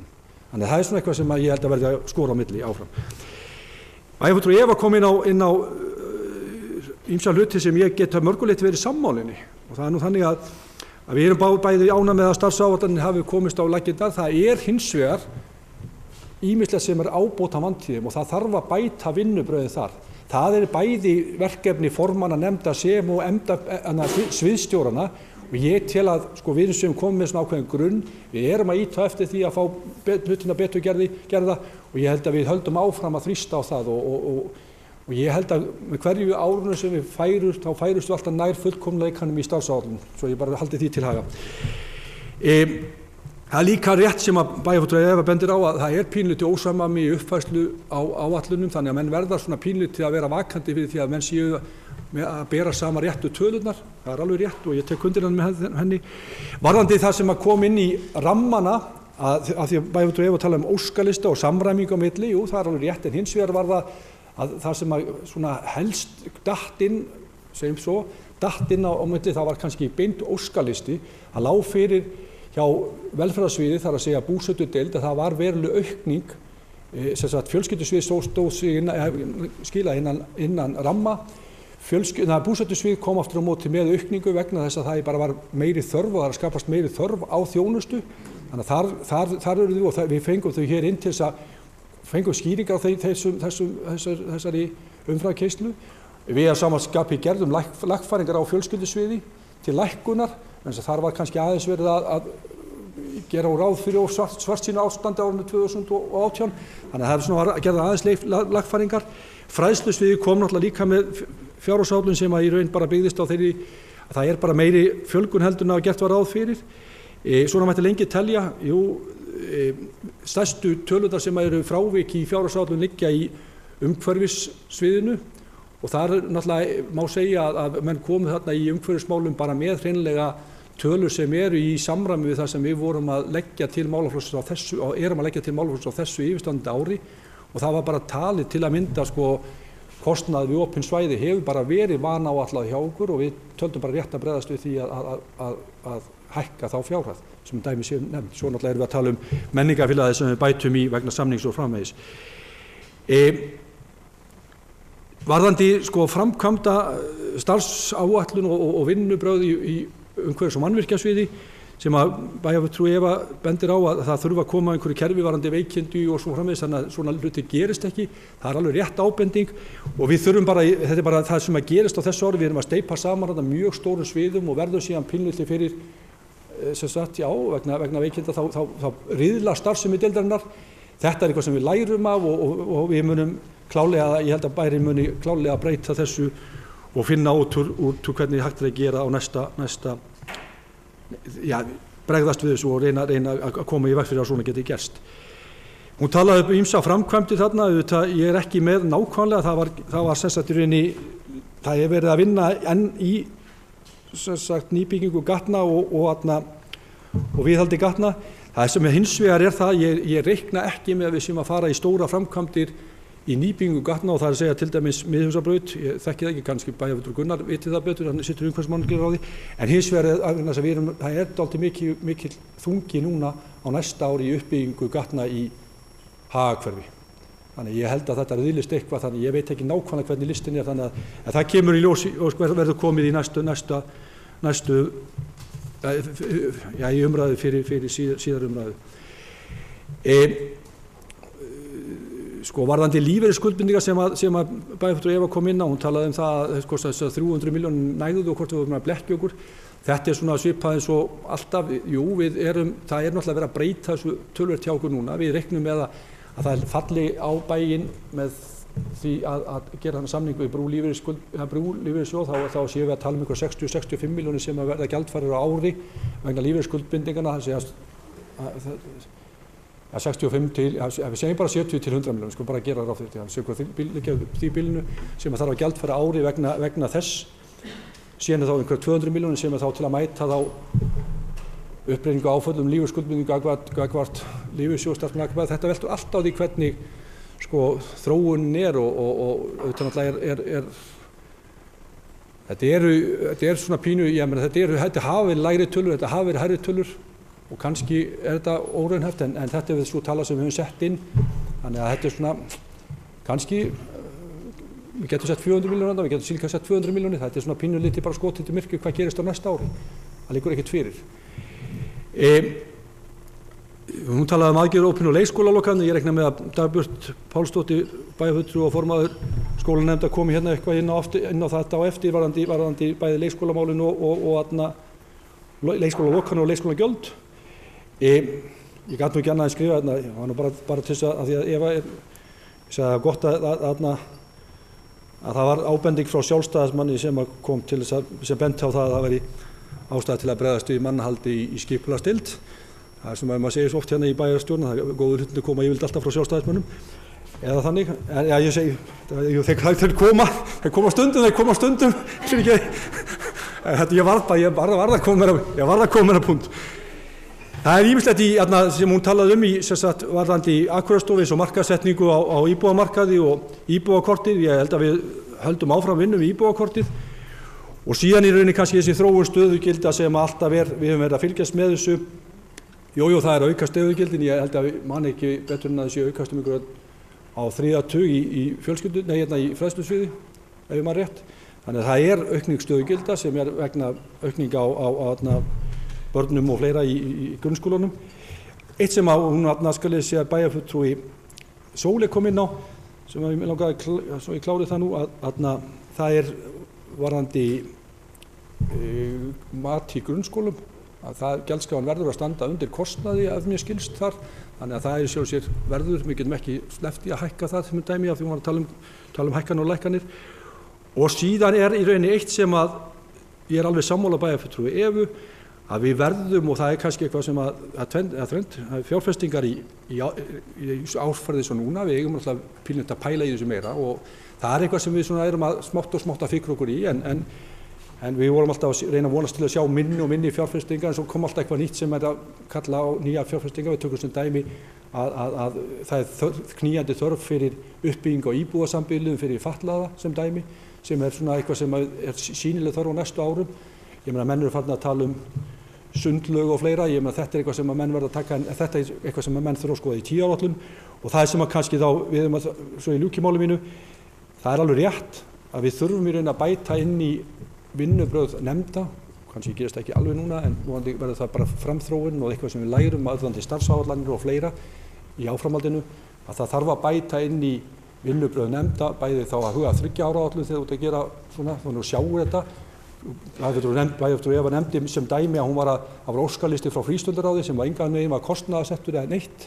Það er svona eitthvað svona sem að menn eru að setja fram og hvernig ætla menn svo að standa undir því og hvernig ætla menn að hagra í rekstur sinni fyrir leigu og svo framvegis, þannig að þetta er pínulítið svona, menn þurfa það þarf að bæta þetta til framtíðar. Ég held að það sé mjög mikilvægt að hvert og eitt ráð sé svona meðvitað um það hvað kostnaður hlýst af því að fara í ákveðnar framkvæmdir.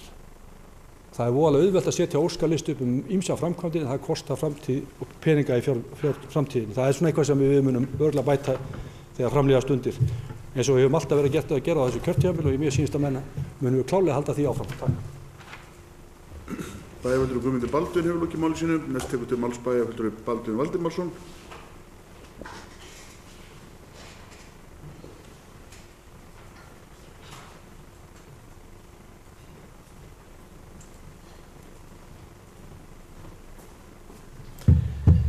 Forseti ágæti bæjarfulltrúar.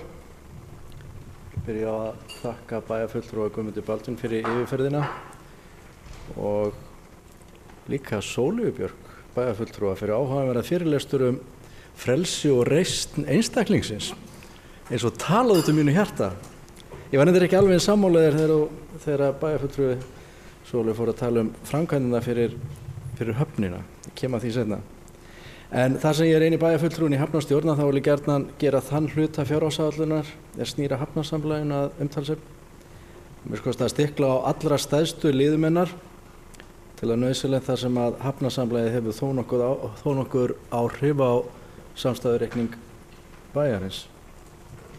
Fyrst aðeins almennt rekstur samlagsins, þá hann gengið mjög vel undanfarin ár. Hann hefur verið í ágætu jafnvægi og með jákvæðri veltuaukningu og afkomu. Forsendur þessara áætlunar að mínum mati mjög hógværar og í raun frekar varkárar. Þess má líka geta hér að það hefur verið tekið tillit til aukin rekstrakostnaðar þegar nýr og öflugur dráttabátur kemur í notkun sem að verður þá væntanlega á miðju næsta ári. Það gert ráð fyrir áframhaldandi tekjuaukningu. Aflagjöld munu samt sem áður væntanlega standa í stað, það gert ráð fyrir því, en vörugjöld og tekjur á komu skemmtiferðaskipa aukast. Á þessu ári þá voru komu skemmtiferðaskipa 155 og það reiknað með 160 á næsta ári sem að ég tel mjög hóflega áætlun aukningu. Þar næsta ári, eða árið 2019, það lítur líka mjög vel út. Áætlun þessa árs gerði ráð fyrir 180 milljóna króna hagnaði og það alveg útlit fyrir að það standist og bara jável eitthvað þó nokkuð betur en það. Þess vegna tel ég að áætlaður hagnaður upp á tæpar 200 milljónir á næsta ári sé hóflegur að mínum mati. Nú kom þá að framkvæmdunum. Helstu framkvæmdir og fjárfestingar næstu ára fyrir utan hafnabátinn sem að notabenni hefur enga þenslu áhrif í þessu samfélagi. En það eru sem sagt stærstu tvær framkvæmdir eru bygging Tangabryggju og endurnýjun á Torfunesbryggju. Samtals að þá á næstu árum að þá áætlað þetta 770 milljónir króna. Ég er í þessu talsett ósammála Sólveig Björk bæjarfulltrúa og tel að þessar framkvæmdir séu bæði tímabærar og nauðsynlegar. Stækkun Tangabryggju mun auka afkastagetu hafnarinnar og gera okkur kleift að taka á móti fleiri farþegaskipum og stærri fraktskipum.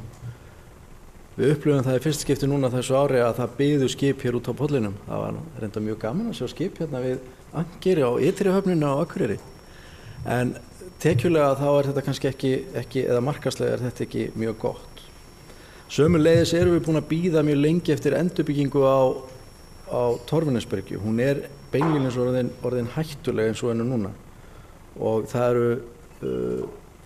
eru miklu fólksflutningar sem að fara fram með hvalaskoðunar bátunum að þá hefur hún fengið aukið hlutverk. Og bara upp á að auka öryggi þar að þá tel ég að það sé nauðsynlega framkvæmdir. Ég hins vegar ekki eins sammála því að framkvæmdir við Listasafnið hafi verið eins nauðsynlegar. En það önnur saga. Nú annars að lokum við afgreiðslu á þessari áætlun úr hafnarstjórn að þá ríkti einhugur á meðal fulltrúa bæjarins og einnig fulltrúa samstarfssveitarfélaga okkar í hafnarsamlaginu sem að ég vona og vissum að það veit á gott. Takk fyrir. Bæjarfulltrúi Baldur Valdimarsson hefur lokið máli sínu. Næst tekur til máls bæjarfulltrúi Preben Jón.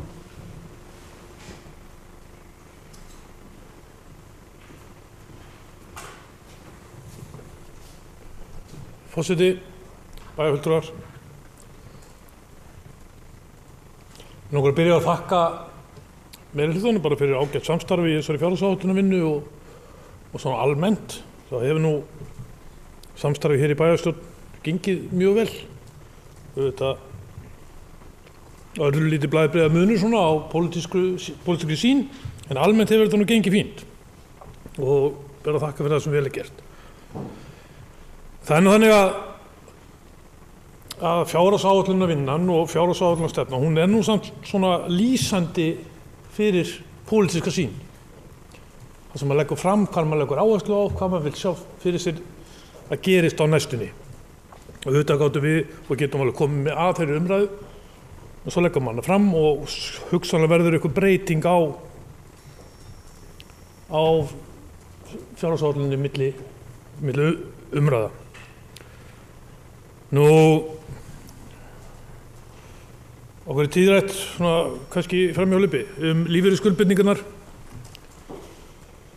Þannig með þess að blessaðu lífeyrisskuldbindingar að ég held að sé ykkur 5-6 einstaklingar á Íslandi sem skilja þetta allt saman. Ég er ekki einn af þeim. Það sé nú bara skýrt, en ég reynir nú að setja minni í það.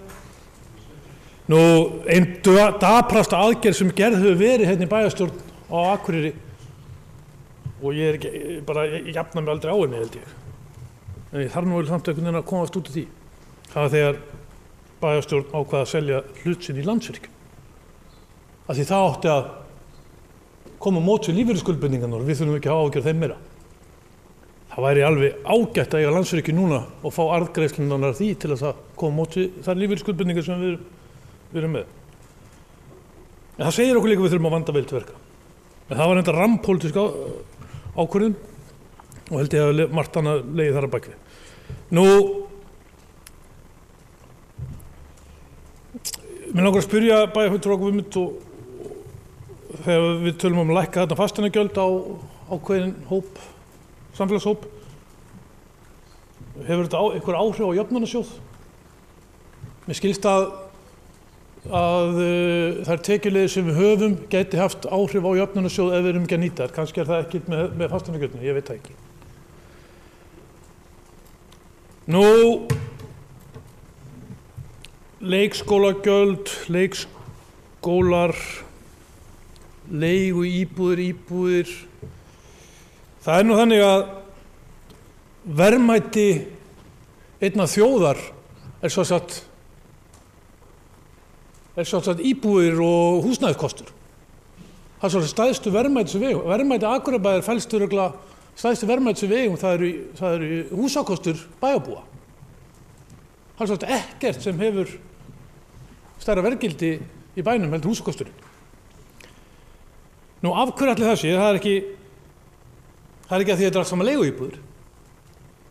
Nei, það er bara dulin svona verðmæti í sjálfboðalega vinnu við að viðhalda húsnæði sín. Við að byggja. Og við að bara huga að fasteigninni sinni. Ég er ekki að segja þegar allir að eiga húsnæði til að við þurfum að hafa eitthvað að leiguíbúðum. En vaxandi leigumarkaður, hann hefur áhrif á þetta til langs tíma. Það var alveg erfitt að sjá þetta fyrir sér, en hann mun hafa áhrif á það. Hann er komið upp, talað um í Reykjavík sem upp undir 20% sem er aldrei að leiguíbúðum. Við erum að sjá þarna á Akureyri, þetta er bara leigufélagi, heimavellir, það er loksins núna töluvert af íbúðum sem er mögulegt fyrir leigjendur. Og mér finnst það bara gott, en það þarf líka að huga að þeim sem vilja kaupa húsnæði og sérstaklega að huga að barnafólki. Því er í sammála mörgum sem er komið upp og talað um leikskólagjöld lækkun og leikskólagjöld og ýmislegt. Því við verðum að setja einhverja stefnu hvert við sjáum bæinn vera að fara. Hvar sjáum við? Hvernig ætlum við að ná hérna upp 25.000 manna íbúðabyggð? Viljum við það kannski ekkert? Ég held að þessi væri allan þangað sem við erum að fara. Nú, þá þurfum við að styðja við barnafólki. Við erum í dag að greiða sérstakar húsaleigubætur. Eða sérstakar. Mér finnst þetta alveg skelfilegt orð eins og bætur, barnabætur, atvinnuleysisbætur, vaxtabætur. En þegar það kemur að sjávarútvegi þá heitir þetta kvóti. Við skulum ekki tala um bætur þar. Eða landbúnaðarstyrkur. Það er náttúrulega ömurlegt að við skulum vera að nota þessi orð. Það náttúrulega heita bara einhver peningur eða bara sem við tala um allt annað heldur en bætur. Það dregur þetta niður. Nú, af hverju erum við ekki með ákveðið styrk til þeirra sem eru að kaupa íbúðir? Ungt barnafólk sem allir sér að kaupa íbúðir. besta leiðin til að gera það var einfalt að leggja niður leikskólagjöld. Það er cirka svona 260 milljónir sem fara í leikskólagjöld, eða sem koma inn tekjur af leikskólagjöldum. Þeim peningum væri mikið betur varið í að leggja niður leikskólagjöld og fólk fengi bara einfaldlega geti keypt sér húsnæði sjálft og nýta þá peninga til að eignast húsnæði. Þessi peningur er til. Við erum bara að láta ríkið hafa hann, af því við erum að sjá öldrunarþjónustuna. Fyrir ríkið. Þannig er búið að taka okkur ákveðna möguleika til að gera eitthvað fyrir bæjarbúana af því að ríkið stendur ekki við sína skuldbindingar gagnvart okkur. Ég er líka að ásaka neitt að bæjarvöldur því ég veit að klárlega stefna þeirra allra að vilja losa undan samningi við ríkið varðandi öldrunarþjónustuna og meðan við þurfum að borga með henni. Nú, og hvernig við notum peningun okkar svona almennt. Ég hef svolítið verið að fylgjast með strætó núna undanfarið. Keyrandi kvöldin, helgar, hann er alltaf tómur. Þá er ég ekki að segja að ég vil ekki leita ykkur þjónustu til ykkur einstaklega. Ég held sem að væri bara betra að fengi bara svona leigubílakort. Bara klippkort þessi einstaklega sem er að nota hann að strætó. Því að það er nefnilega þannig að menn að tala um almenningssamgöngur. Hvar er þessi almenningur? Er almenningur á Íslandi? Hvað er almenningur? Almenningur er massi af fólki sem fer á milli vinnustaða á heimili sín og aftur í búðina og svo aftur til vinnustaða. Á Íslandi erum við 340.000 manns. Það skiptir hver einasta einstaklingu máli að hann sé virkur og við erum bara einu vini frá því að allir þekki alla. Þannig ég er ekki sem að almenningur sé svona mikil. Þannig að við þurfum svona, og hvort að strætóin sé að virka en svona á virka, ég veit það ekki, en mér finnst það ekki, nema eitthvað örfáferðir. Framkvæmdir.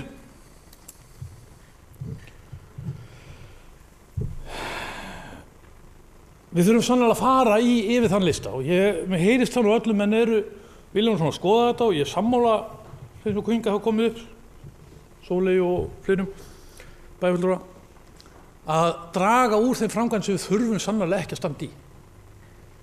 Og ef við höfum afgang þá borgum við niður skuldir og tökum þá bara lán fyrir þeim framkvæmdum þegar við þurfum að bæta í. Ég bara vona það að meirihluti haft svona vinni alveg fastlega með því þessu og förum ekki ykkur svona rándýr kosningalofur. Ég hef reyndar ekki séð þau vera á borðinu.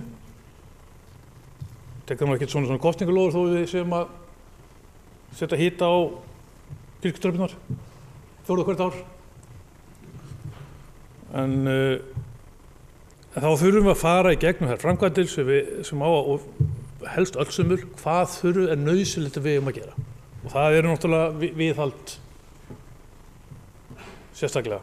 Allar nýframkvæmdir sem geta beðið eigum að bíða með. Opnunartími leikskóla, þetta er eilífar spursmál.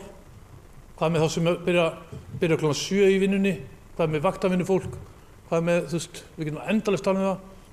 En ég reyndar á því að séum við með leikskóla, þá eigum að hafa hann opinn alltaf. Það er eitthvað ástæða fyrir okkur við erum með leikskóla. En það kostar.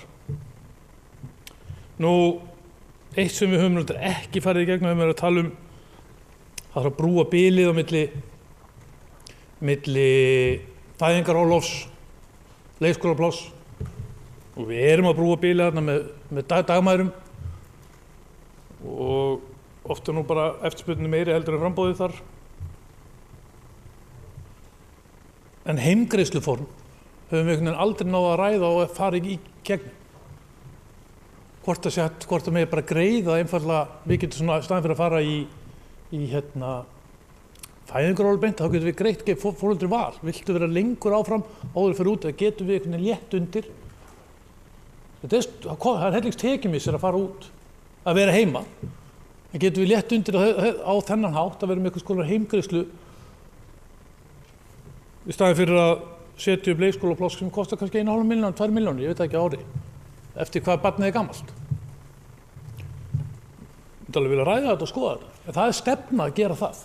Það er stefna að við ætlum bara að sjá til þess að ungt barnafólk vilji búa á Akureyri. Við viljum gera allt fyrir það. Meira er með stefnu nú ætlar að segja með frístundukort fyrir aldraða. Mér finnst þetta ágætt, en það er ekki framtíð hópur bæjarins. Ég get alveg lokað því. Það er barnafólkið, það er fjölskyldum. Takk fyrir. Bæjarfulltrúi Brynjar Jón hefur lokið máli sínu. Næst til máls bæjarfulltrúi Gunnar Gíslason.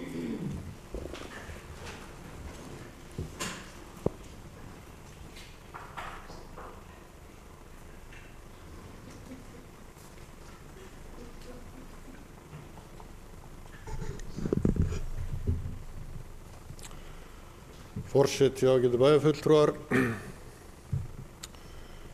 Hér hefur verið komið víða við í umræðum fjárhagsáætlun Akureyrarbæjar fyrir hluta.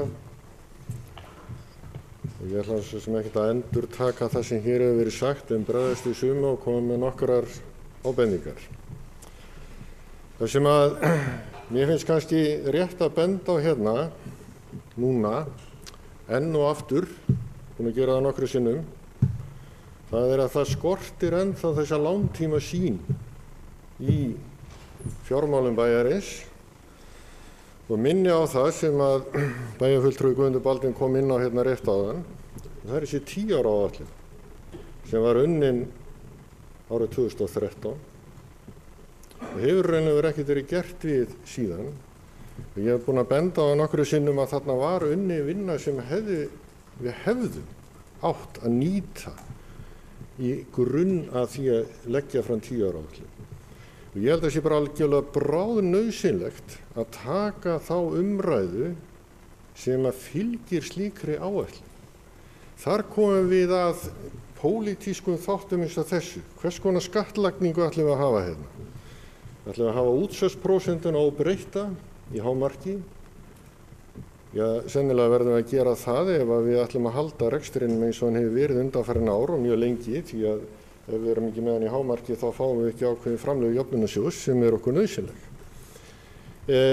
Ætlum við að lækka inntökualdur barna í leikskóla eða ætlum við að lækka leikskólagjöldin? Það hefur komið hérna fram rétt áðan hjá bæjarfulltrúa Prebien að þetta eru 260 milljónir sem að leikskólagjöldin eru í dag og skila til bæjarins. En það er líka fróðlegt að átta sig á því að dvalartíminn á verðlagi ársins 2017 er í dag 3.537. Hann var 1.1.2005 5.194. 1.7. frekar en 1.5. árið 2005 voru leikskólagjöldin lækkuð 25% á einu bretti. Svo kom kreppa. Og þá gerðist hvað? Jú, þá þurftu menn einhvern veginn að auka tekjur til að halda út þeirri þjónustu sem menn vildu halda út í. Og ég ætla að benda á það í þessu sambandi að þrátt fyrir gríðarlega mikla fagmenntun eða fagmönnun í leikskólinn hér á Akureyri þá er rekstrakostnaður á barni eða dvalargildi, hvernig svo sem við reiknum það, bara með því lægra sem gerist á landinu og það er ýmsar ástæður fyrir því. Og þetta er kannski eitthvað sem við þurfum aðeins að skoða. Svo þurfum við líka að velta því fyrir okkur í þessu sambandi. Sko, ef við ætlum að taka börnin frá 1 árs aldri, þá kostar það ekki undir 260 milljónir fyrir utan byggingarnar. Fyrir utan byggingarnar sem við gætum þurft að bæta við. Undanfarin ár, þá höfum við verið að fjölga börnum 1 árs börnum inn á leikskólum eða börnum sem hafa eru semst á fyrsta ári og þetta hlutfall stefnir í núna á næsta ári eða næsta haust á 30%. Þetta hlutfall hækkar núna úr 20% á þessu ári og var 25% árið þar áður. Þetta sveiflur þýða það að það eru færri börn fyrir dagforeldra. Það þýðir það að það eru færri dagforeldra sem eru starfandi þá ef við fjölgum börnum inn á leikskóla. Þess vegna er mikilvægt að móta þessi stefnu í þessu máli. Ætlum við að fara að miða við það að aprílbörn komist inn, þar sé að fædd í apríl árið áður, eða ætlum við að miða við maí, eða við hvað ætlum við að miða? Þá verðum við bara að standa við það, gera áætlanir og byggja síðan rýmisáætlanir á þeim áætlunum. Því að það er ekkert fáránlegra heldur en að standa að vori og þurfa að svara því til að það sé geta að taka við börnum inn í leikskóla. Það er ekki hægt að bjarga börnum til dagforeldra og foreldra standa bara ráðalausir og eru að flytja í bæinn. Þetta er bara fáránleg staða, svo ekki sem meira sagt. Og ég held að þetta sé það sem skiptir fólk sem er að flytja í bæinn, jafnvel meira máli heldur en það að lækka leikskólagjöldin verulega. Hins vegar er sjálfsagt að skoða það með, en ég held við þurfum með einhverju móti að forgangsraða. Það er líka rétt sem að bæjarfulltrúi Preben kom hér inn á áðan. Við erum að borga með öldrunarheimilunum verulega fjárhæð. Ef við tökum húsnæðiskostnaðinn frá sem eru umdeilanlegt þarna í Hlíð, sem eru 184 milljónir minni mega, þá erum við að greiða allavega 150 milljónir með starfsemi. Og það er að sjálfsögðu fjármuni sem við getum nýtt til þess að bæta stöðu fólks í bænum. Það er ekki spurning. En þá þurfum við líka að sækja þessa fjármuni. Þess vegna, og bara í þessu sambandi, er gríðarlega mikilvægt að við gerum þessi langtíma plön. Og það er ekki síst nauðsynlegt þegar við förum að horfa til dæmis á 3 ára áætlanir eins og framkvæmda yfirlit bæjarins. Ef við skoðum bara framkvæmda yfirlit til dæmis B-hlutafyrirtækisins og Norðurorku, þar erum við að tala um það að á næsta ári ætli Norðurorka að framkvæma fyrir 2 milljarða, 1,5 árið 2019, 1 milljarð 2020 og 1 milljarð 2021. Þetta eru 5,5 milljarður á 4 árum. Og málið er bara einfaldlega þannig vaxið að það er eiginlega ekkert af þessu sem hægt er að fresta. Nema hugsanlega fráveitan, ef við viljum halda áfram að dæla hérna út í Eyjafjörðinn tiltölulega stutt, bara ómenguðum skólpín. Það er ekki valkostur eða eitthvað. Þannig að það er ýmislegt í þessu sem við þurfum að huga að. Ef við skoðum svo aftur framkvæmdir sem bærinn er að standa fyrir á næsta ári, bara sem dæmi fyrir utan hafnarsamlagið, þá er gert ráð fyrir fjárfestingum hérna í eignasjóði Gatna upp á 600 milljónir. Og þetta er svona í kringum 0,5 milljarð næstu árin. Stærsta talan á næsta ári eru nýframkvæmdir í Hagahverfi. Getum við frestað þeim? Nei. Við erum að fara í þetta og flýta þessu verkefni vegna þess að það vantar fjölbýlishús og lóðir. Við verðum að sjálfsögðu að standa undir því. Skipulagsráð hefur þar að ekki setta sýnist mér í sína forgangsröðun að fara í deiliskipulag á byggingareitunum út í hverfi, út í Síðuhverfi, vestan Síðubrautar og vestan og norðan Síðubrautar. Og ég gerir ráð fyrir að þar þurfum við síðan að fara í gatnaframkvæmdir líka. Þannig að við stöndum svona pínleitið frammi fyrir því að þurfa að fara í ákveðna framkvæmdir til að standa undir því sem við þurfum að gera. Ef við ætlum hins vegar að fara að fjölga börnum inn í leikskólum, bara sem dæmi, og þá verður að fjölga leikskólabyggingum. Við sem stöndum líka frammi fyrir því að, eins og bæjarfulltrúi Guðmundur Baldvin kom hérna inn á áðan, að fara í ákveðna framkvæmdir vegna íbúða fyrir fatlað fólk. og það bara eitthvað sem við komumst ekkert hjá og síðan mjög aukinn þrýstingur á öll sveitafélög að hafa tiltækar íbúðir fyrir fólk í vanda. Og nýjustu fréttir til dæmis af fjölgun fólks á tjaldsvæðinni Reykjavík sem býr þar upp á 24 einstaklinga bara núna og jafnvel fjölgandi sem búa þar í hjólhýsum, tjöldum eða einhverjum slíkum fyrirbærum. Og kemur fram í fréttinni að þetta sé fólk allstaðar á landinu. Þetta eitthvað sem að við getum ekkert búið við í þessu allsnægtar samfélagi sem við búum í eða hvað. Við þurfum þá að bregðast við þessu. En spurningin þá hvaða leiðir eru færar og nú stendur til að fara í stoppstyrki, veita stoppstyrki til íbúðabygginga og íbúða þar sem eru þá svona án hagnaðar eða arðlausar íbúðir, getum orðað þannig, sem að stendur til að fara í. Og þar þá hugsanlegt að sé þetta að leysa eitthvað af þessu vanda en það verður þá komið ljós. Fjárhagsáætlunin sem slík að mörgu leyti sýnir jákvæða þróun og það bara mjög jákvætt. Það hefur verið unnið hörðum höndum að því og það hefur verið töluverð samstaða það í bæjarstjórninni að finna leiðir til þess að halda í og bæta rekstur bæjarsjóðs og það á margan hátt að skila sér og það alveg hárrétt að það hefur verið ágætis samstarf það svona heilt yfir. Hins vegar veltir maður því fyrir sér og það alltaf þannig að þegar að tekjur aukast þá náttúrulega eykst alltaf þrýstingurinn á aukin útgjöld og við erum akkúrat að sjá það núna. Það var að sjá þetta ofboðslega skýrt þegar að maður skoðaði tekjuaukningu sveitarfélaga og síðan útgjaldaaukningu á árunum 2002 til 2007-2008. Það var alveg seginsaga þegar tekjur jökust árið undan að þá jökust gjöld í samræmi við það árið eftir.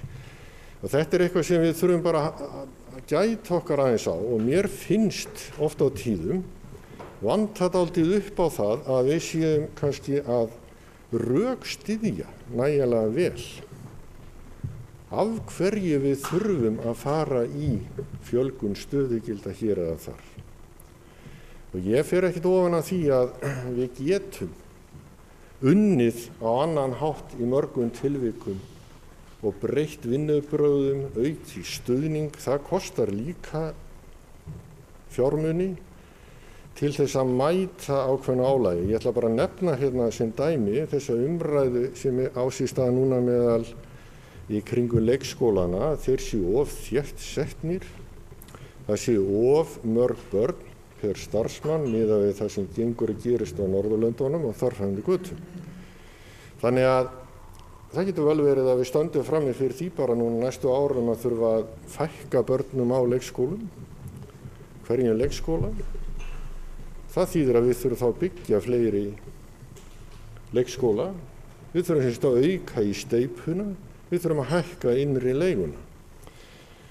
Og ég hafði mjög gaman af ræðu bæjarfulltrúa Sóleyjar hér áðan sem að fór alveg á kostum í sínu máli og greinilegt að það eru stjórnarmyndunarviðræður í gangi. En það sem mér fannst nú alveg stórkostlega stíð sem var þessi umræðum innri leigu. Það alveg hárrétt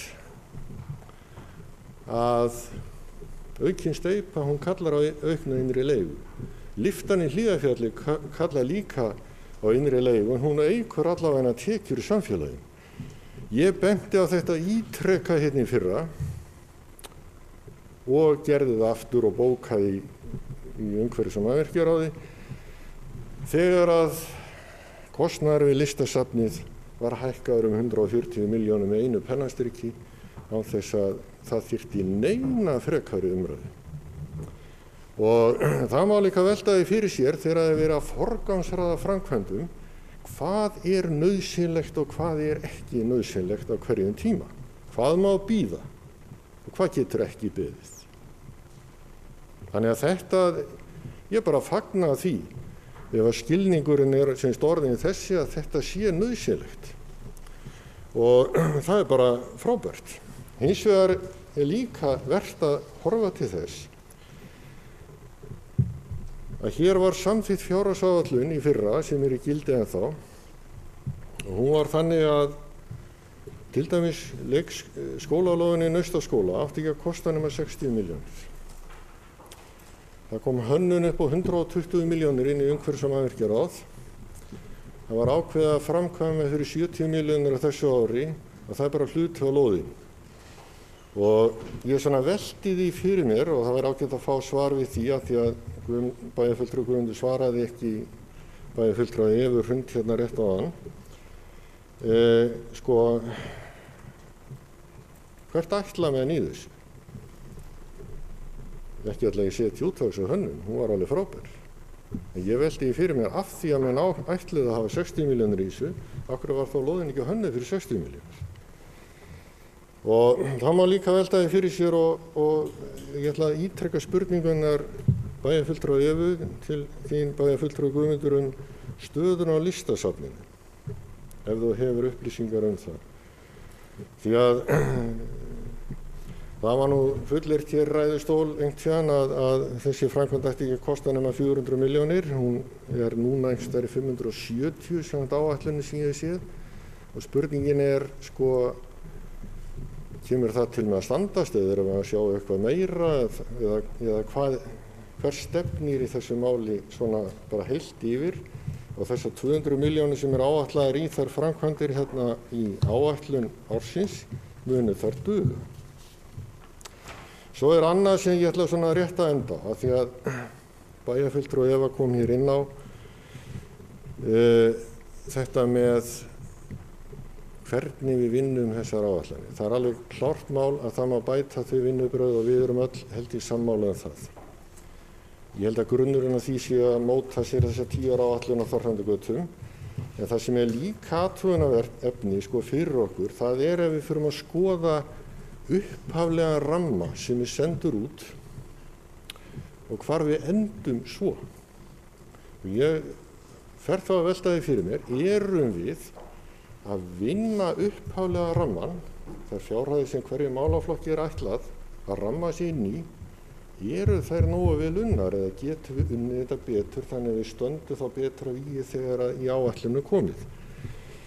Og svo náttúrulega er sent út ákveðið vinnuskjal það hvernig ég að vinna áætlunina, en það er bara því miður þannig að eins og bæjarfulltrúi Eva kom inn á hérna áðan, að það eru suma nefndir sem eru bara hreinlega ekki að fara eftir áætlunni sem slíkri og þeim vinnubröðum sem ætlast til að vinna eftir, sem er það að setja ekkert inn í áætlunina sem ekki var inn í henni ári áður. Ef viðbætur að ræða, þá skal setja það til hliðar og óska eftir viðbótunum vegna þess eða hins, þannig að það sé að taka þá afstöðu til þess í bæjarráði eða þá í bæjarstjórn, hvað er tekið inn og hvað ekki. Og ég ætla að nefna þetta sérstaklega eins að ég tók eftir þegar ég var að fara í starfsáætlanirnar, að það eru til dæmis nokkur atriði hjá Akureyrarstofu sem er nefnt þar að menn vildi gjarnan hafa inni, en ég sé að hefur ekki farið inn og við þurfum svona kannski aðeins að pæla bara í því, erum við að gæta þess að fara þá yfir þessar óskir með sama hætti og við erum að fara yfir áætlunina þegar óskirnar eru komnar inn, sem ég held að sé bara, við séum ekki að gera nægilega vel. En öðru leyti, þá gerir ég bara ráð fyrir að við höldum áfram að vinna þetta skjal. Það er töluverð vinna eftir, en þetta er mun bjartara yfir þessu í ár, heldur en oft áður. Takk. Bæjarfulltrúi Gunnar Gíslason hefur lokið máli sínu. Næst tekur til máls bæjarfulltrúi Sigurður Óli Sigurðsson. Forseti, ágætu bæjarfulltrúar. Ég verð að taka undir með þeim sem hafa komið hérna áður og hrósa fyrir góða yfirferð og góða vinnu við gerð fjárhagsáætlunarinnar.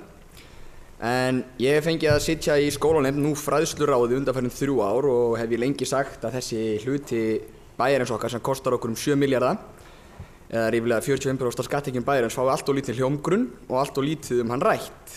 Fólk er fljótt að henda upp vinsælum skoðunum eins og fría leikskóla, engar sumarlókanir eða taka inn kornabörn á leikskóla.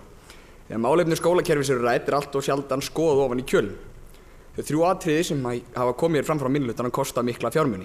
Ég ekki með fasta tölu á hvað það myndi kosta eða gæti kosta, en foreldrar greiða 260 milljónir í leikskólagjöld á ári og eins og bæjarfulltrúi Gunnar nefndi þá kostar það aldrei undir 260 milljónum að taka inn einsásbörn á leikskóla. Það eru komin yfir 500 milljónir. Það mín skoðun að ef fræðsluráð hefði úr þessum fjármunum að móða myndi það vera töluvert betur varið í margt annan innan sviðsins. Varðandi gjaldfrjálsa leikskóla. Þetta fallið hugsjón, en eins og ég sagði hérna þá kostar þetta töluverða fjármagni.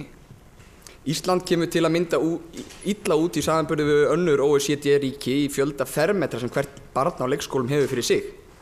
Það eru of mörg börn á litlu svæði. Þetta var kynnt fyrir fræðsluráð á dögunum og hoppaði strax upp fyrir gjaldfrjálsa leikskóla í minni forgangsröðun.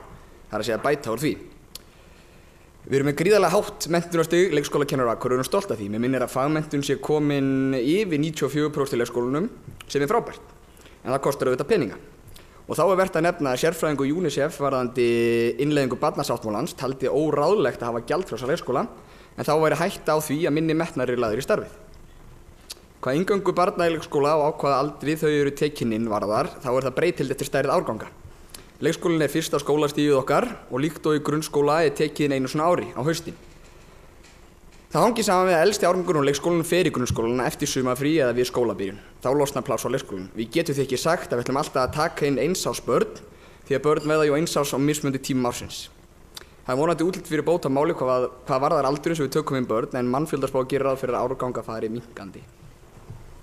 Hvað sumarlokanir varðar eru þær 20 virkidagar. Margar ástæður fyrir því að þurfi að loka leikskólum bæjarins og má meðal annars nefna viðhald á leikskólahúsnæði og lóðum sem ekki getur farið fram þegar leikskólar eru opnir. Bæjarfulltrúi Eva fór held ekki alveg með rétt mál þegar hún tók dæmi af fjölskyldunni sem með drengi á sitt hvoru leikskólum og móðurinn að vinna á þeim þriðja, að þau fengi ekki sumarfrí saman. En leikskólarnir okkar 9 loka allir í 4 vikur í senn á 8 vikna tímabili frá 25. júní til 5. ágúst. Þannig að þetta skarast. Þetta eru 3 tímabil, þannig að barn sem á Naustatjörn, sem á fyrsta tímabilinu, og móðir sem á Lundarseli, sem á síðasta tímabilinu, á sumarfrí saman í 11 daga eða tæpa 2 vikur. Þetta að ég held með þetta dæmi einsdæmi og auðvitað mjög leiðilegt dæmi samt. Þá einnig vert að það komið fram að ákvarðanir sumarlokanir eru teknar í samráði við leikskólastjóra og foreldrar sem tóku þátt í könnunum sumarlokanir. Við höfum öll heyrt af þeim vandamálum sem í skólakerfinu. Við þurfum alltaf fleiri stöðugildi og fleiri kennslustundir per nemenda. Nemendum með greiningum fjölgar alltaf og því þarf að bregðast við, meiri sérkennsla. Við þurfum að bregðast við tækninýjungum og tæknivæða skólakerfið okkar. Það alltaf kallað eftir fleiri sálfræðingum inn í skólakerfið og meiri aðstoð við þessum glíma við kvíða og þunglyndi. Það af nógu að taka og það því þegar verið að tala um fjármuni í skólakerfinu þá mætti kafa aðeins dýpra ofan í kjöl. Bæjarfulltrúi Sigurður Óli Sigurðsson hefur lokið máli sínu. Næst tekur til máls bæjarfulltrúi Guðmundur Baldur Guðmundsson. Forseti, ágætu bæjarfulltrúar, aðeins að bregðast við því sem hefur komið hér fram á síðkastið varðandi það sem bæjarfulltrúi Baldur kom inn á upphaflega varðandi Tangabryggju og Torfnesbryggju. Það ég er alveg sammála því að þetta séu nauðsynlega framkvæmdir hvora tveggja, en varðandi framkvæmdir við Torfnesbryggju þá náttúrulega spilar það töluvert mikið í þá væntanlega framkvæmdir sem að bærinn þarf að fara í, og ég held að sé mikilvægt að menn svona samstilli þetta og það gæti verið hagkvæmt fyrir okkur að þó það var ekki nema bara að færa þetta til 1 ár, bara svona því sé haldið til haga, en ég held að það sé eitthvað sem að menn munu skoða milli umræðana. Prebinn bæjarfulltrúi kom inn á það að hér varum menn svo sem ekkert að í einhverju kosningaáróðri og menn var ekkert að tala hér menn nefndi sérstaklega hitun á kirkjutröppunum sem var nú kannski ekki svona til þess að kosningabombur, en hins vegar þá kom hann inn á ýmislegt sem hann svona myndist á, til að mynda hvort það væri hægt að gera ýmsa hluti, til að mynda veita styrki til barnafólks með því að leggja niður leikskólagjöld. Hann talaði líka það hvort það væri möguleiki á því að fara að borga heimgreiðslur og fleira og hann, þannig að það er ýmislegt í hans málflutningi sem að kosta peninga.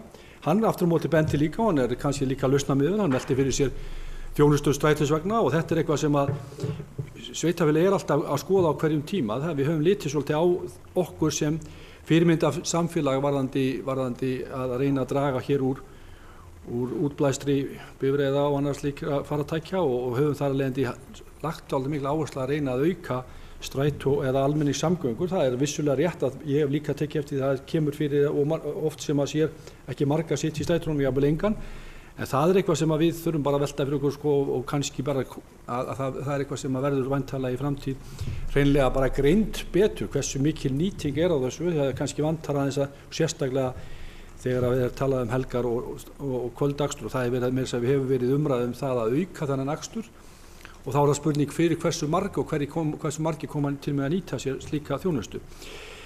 Það alveg rétt sem bæjarfulltrúi Preben kom inn á, fjárhagsáætlun lýsir sín og ákveðni stefnu. Við höfum núna verið að tala hér fjárhagsáætlun sem gerð á svona, við leggjum hérna fram, við erum að horfa svona á heildarmyndin og svo kemur niðurstaða og við niðurstaðan vissulega jákvæð og góð og þá skapast vissi möguleika til þess að gera hluti og þá kemur svolítið pólitík hvað best að gera hverju sinni. Við lækkuðum fasteignagjöld í okkar tillögum, það ennþá samt sem á þrátt fyrir það erum við að ná ágætis niðurstöðu. Bæjarfulltrúi Siguróli kom kannski akkurat inn á það að þessi tvö atriði til að mynda að fella niður leikskólagjöld og taka upp ungbarnaleikskóla. Það myndi kosta okkur 0,5 milljarð kannski cirka og það er einhverjir peningar sem við þurfum að finna einhvers staðar.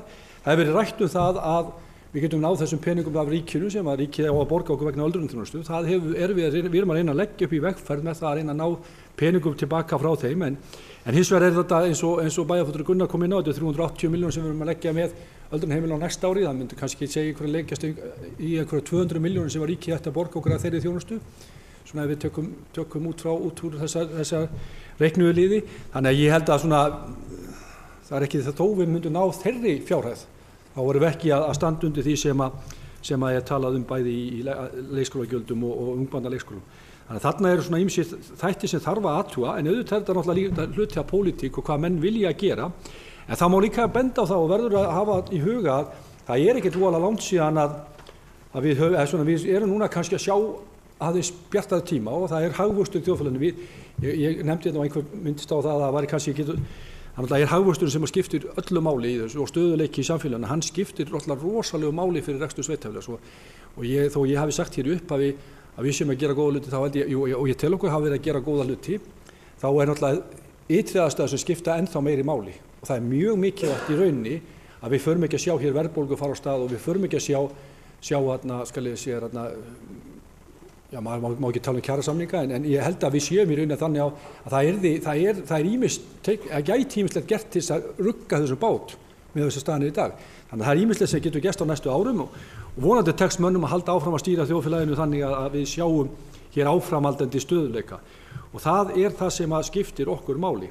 Og þá getum við, ef við myndum sjá fram á það að við værum alltaf að búa við svona ákveðin stöðuleika, þá gætum við tekið miklu fleiri svona pólitískar ákvarðanir. Þess að stundum það bara þess að ákvarðan sem við erum að taka að bregðast við vanda sem að kemur út af ykkur sem við ráðum bara engan veginn við.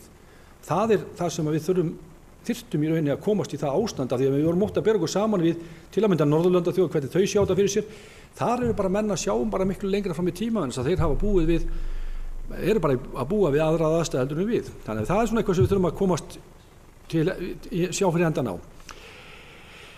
Bæjarfulltrúi Gunnar kom inn á langtímasýn í fjármálum og það alveg rétt hjá honum og við sem sagt ræddum það ég og fjármálastjóri og bæjarstjóri, sviðsstjóri fjármálsvíslusvið og bæjarstjóri að strax þegar við varum búin að ljúka seinni umræðin í fjárhagsáætluninni þá myndum við setjast niður með öllum formönnum nefnda og sviðsstjórum og koma af stað og klára 10 ára áætlun á næstu 2 mánuðum þar eftir. Þannig að við sæjum fyrir okkur að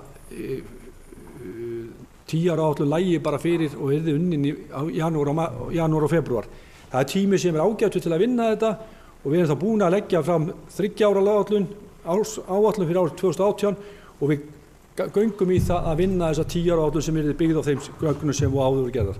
Bæjarfulltrúi Gunnar kom inn á ágæta skal ég segja tölur raunverulegt gjöld leikskóla sem hann þekkir nú manna best og það sýnir bara vel hversu mikið við höfum í rauninni þó eins og menn að tala lækkað leikskólagjöldin. Hann kom inn á ýmis mál, bæjarfulltrúi Gunnar, sem alveg rétt, sko, við erum í ákveðnum framkvæmdum, hann nefndi sem dæmi 600 milljónir vegna gatnagerðar, það eitthvað sem við verðum að takast á við þurfum væntanlega að færa eitthvað til annað vegna gatnagerðar, eins og kom hérna fram með áðan í máli Evu varðandi hringtorg á Miðjórsbraut og fleira, og það eitthvað sem að bara menn verða að mínu mati aðeins betur að skoða heildarmyndina og það kannski það sem er mikilvægast að við gerum meira af. Hann talaði hér stofnstyrki, hann bæjarfulltrúi Gunnar, og það vonandi verður það til þess að það hér komi inn aðilar sem vilja byggja upp þessi non-profit félög og almennu leiguíbúðir og við erum þegar búin að sjá það að Bjarg íbúðafélag ætlar sér að koma hér inn á markað sem er vel. Kostnað við listasafnið, bæjarfulltrúi Eva spurðist fyrir það og bæjarfulltrúi Gunnar ítrekkaði fyrirspurnina. Ég held að eins og við vorum að horfa á þetta í dag með sviðsstjóranum, þá erum við að sjá þetta einhvers staðar í kringum 600 milljónir. Það verði svona, en ég ætla samt ekki að hengja mig upp á þá tölu, en það er svona kannski eitthvað sem að verður unnið með og væntanlega verður komið inn í þessa fjárhagsáætlun fyrir árið 2018 eða í seinni umræðuna. Lóð við Naustaskóla, þar voru gerðir ráð fyrir 100 milljónum, bæjarfulltrúi Gunnar spurðist fyrir það og Eva líka bæjarfulltrúi, og við lögðum í hana 70 milljónir á þessu ári, gerðum ráð fyrir því og 30 milljónir á því næsta, eða var það 60, 30 milljónir á næsta, en mér sýnist að við framkvæmum, það verði væntanlega niðurstaðan, það verði framkvæmt nokkuð minna heldur en gert var ráð fyrir á þessu ári, það er að segja 2000 Nei, ég var bara að hugsi, ég er bara, þetta er spastískur, ég er spastískur. Nei, það er gert ráð fyrir því að það verði minni kostnaður heldur en það var gert ráð fyrir áætlun, en ég held að menn sé að horfa á töluna 100 milljónir í þessu sambandi. Þessi hönnun sem kom þarna var upp á 120 milljónir, menn spyrja sig af hverju fór menn ekki á hannuðu fyrir 60 milljónir, og ég spyr mig líka á því, en þetta liggur fyrir að það var gert ráð fyrir einhverjum 120 milljónum og menn sáu þarna möguleika að straumlínulaga þetta með því að ráðast ekki alla leið í varðandi einhvern lóða hluta þarna, og þannig að ég held að 100 milljónir ættu að nægja fyrir þessu og vonandi gengur það eftir. Síðan eru ýmsir þættir sem að við munum klálega og þurfum, og ég vona að það bæjarstjórn sem tekur hér við eftir næsta ári muni í rauninni vinna, og við þurfum náttúrulega kannski hugsanlega, við náttúrulega munum leggja upp með, það nú bara man ég ekki hvernig ég farið með ramma varðandi fjárhagsáætlun þeirra á kosningaári, en við þurfum væntanlega að leggja til ramman fyrir áðan að við hættum, eða áðan að ekki verið til kosninga, en það er alveg rétt sem bæjarfulltrúi Gunnar kemur inn á að við þurfum kannski svona aðeins, kannski, og það er hluti af þessu sem hefur verið að gerast, við höfum í stjórnsýslubreytingum og það má alveg til sanns við að færa að við getum alveg unnið betur vinnuna við ramma, og það kemur allt út frá því ef við náum að klára 10 ára áætlunina og höldum áfram að vinna þessa starfsáætlun og gera það betri, þá held ég að við séum alltaf að sjá betri vinnubrögð hjá okkur. Varðandi það sem að bæjarfulltrúi Eva kom inn og bæjarfulltrúi Gunnar kom inn á varðandi samræmingu vinnubragða milli ráða, ég sagði það áðan að það er alveg rétt að mér finnst í rauninni að við þurfum aðeins að vanda þetta betur. Það eru þarna, sérstaklega var tilmennda Akureyrastofa, hún kom ekki með þarna inn hluti sem var á óskalista, aðrir settu inn, en þó töldu þessi vera að setja inn raunkostnað, eins og ég kom inn á þann, og hluti sem ekki verður hægt að komast hjá, til að mynda eins og hjá velferðarsviði, en þetta er eitthvað sem að ég held að svona menn taki til sín og reyna að bæta í framtíð. Þetta sé svona samræming á vinnubrögum, og það er eitthvað sem að þarf þá að koma ofanfrá og til sviðsstjóra, að það sé í rauninni menn gæti þess að hafa sömu vinnubrögð. Og ég held að svona dropinn hóla steinin, og ég held svona smátt og smátt muni við ná að breyta þessum vinnubrögðum og upplýsingaöflun og allt það sem við höfum verið að vinna á þessu kjörtímabili, og ef menn halda þeirri vinnu áfram á næsta kjörtímabili, þá er ég sannfærður að við eigum eftir að sjá hér miklu betri upplýsingar til allra í náinni framtíð. Takk. Bæjarfulltrúi Guðmundur Baldvin er lokið máli sínu. Næst tekur til máls bæjarfulltrúi Sóli Björk.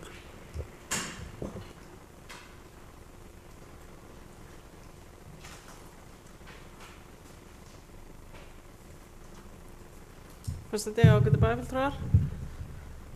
Ég var svona búin að bara segja það sem ég ætlaði að segja, mér finnst ágætar umræður þannig að ég get við það að bæta, en það var mjög áhugavert að fá innsýn í skort og samtali innan meirihlutans þegar bæjarfulltrúi Sigur Óli var að tala hversu mikið þyrfti raun og vera að bæta inn í skólamálin. Þannig ég hlakka til að sjá aðra umferð í þessari umræðu þar sem verður greinilega væntanlega búið að bæta úr því.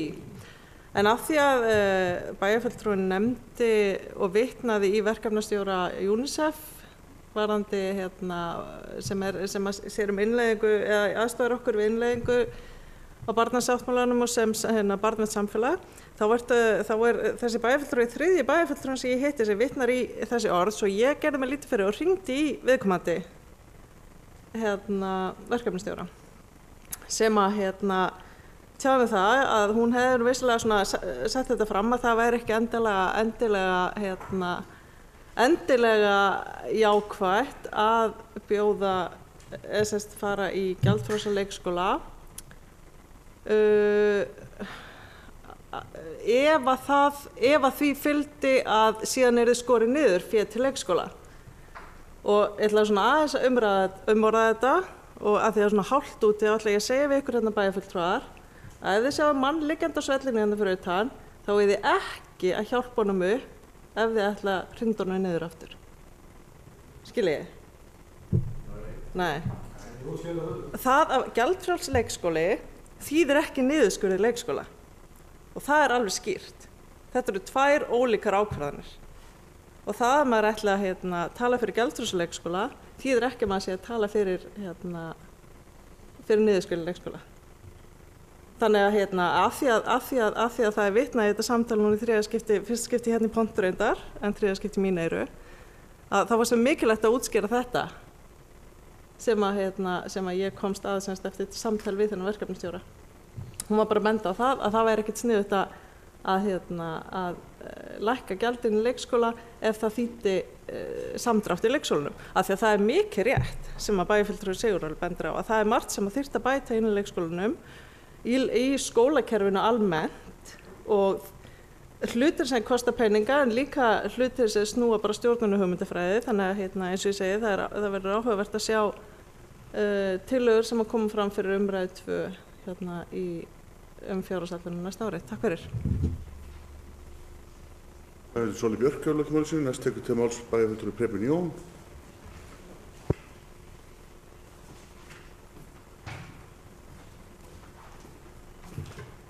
Forseti, bæjarfulltrúar, ég vil þakka þeim sem komið upp fyrir yfirferðina og svör við spurningum okkar. Ég vil þakka bæjarfulltrúa Sigur Óla fyrir að koma upp og tala skólamál. Hann er ekki svo eini sem hefur setið í skólanefnd.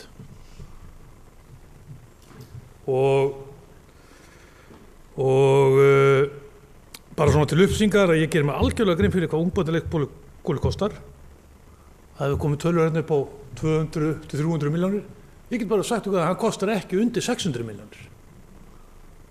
Og ég er vissum að það eru upp í 700-800 milljónir ef við ætlum að koma öllu börnunum fyrir með húsnæði og öðru. Það gleymiði hugmyndinni 250 milljónir.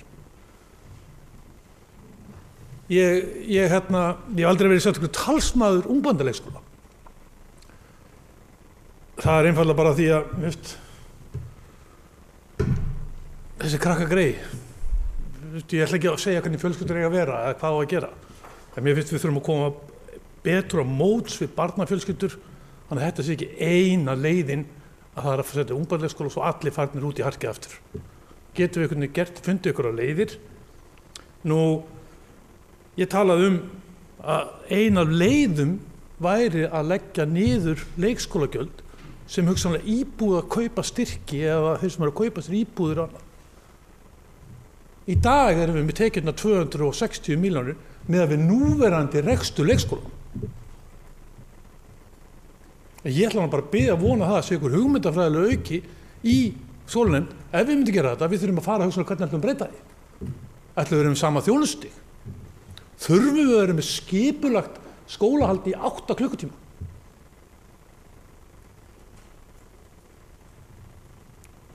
Þurfum við, nú ætlum ég bara að fá að segja, það getur verið eitthvað sprengjum til samfélagi, þurfum við að vera með full mannaða leikskóla af eintómi fræðimönnum? Ef við viljum bara tala um einhverja gæslu eftir 6 tíma eða 8 tíma. Ég minnst frábært að við getum boðið upp á leikskólakennara í alla stöður. Ég get sagt ykkur það bara hérna upplýsingar, það ekki mjólkurfræðingar í öllum stöðum upp í mjólkursamlagi. Það bara alls ekki svoleiðis. Það bara fullt af öðru starfsfólki. En ef við ætlum að bjóða upp gjaldfrjálsan leikskóla, þá myndum við hugsanlega gera það á okkur formi þar sem við gætum gert það, þurftum að breyta rekstrinum. Og það eru alls konar rekstrarmöguleikar. Við gætum búið upp gjaldfrjálsan leikskóla í 6 tíma á dag. Ég tala fyrir því áður. Með næstu í sama tilkostnað í dag. Svo myndir við borga bara fullt gjald ef þú ætlar að vera áfram. En þá erum við allan að koma hluta til gjaldfrjálsan leikskóla. Þarna hefur komið ákveðin sjónarmið fram, kynjasjónarmið, hvort þetta sé fyrir efna minna, efna meira fólk og það bara rökrar sem við þurfum að fara í og leysa ef við ætla að fara þessa leið. En það algjörlega hægt að gera hluti ef maður ætla sér að fara á og það stefna. Það stefna þeirra sem ráða hvert vilja fara. Ef við ætlum að gera vel fyrir barnafólk, þá það best að minnka skattheimtun á þau. Þegar leikskólagjald ekkert annað skattheimta á sérstakur fólk í samfélaginu, sem barnafólk. Þetta auka skattur. Og hann mismunandi eftir sveitarfélögum.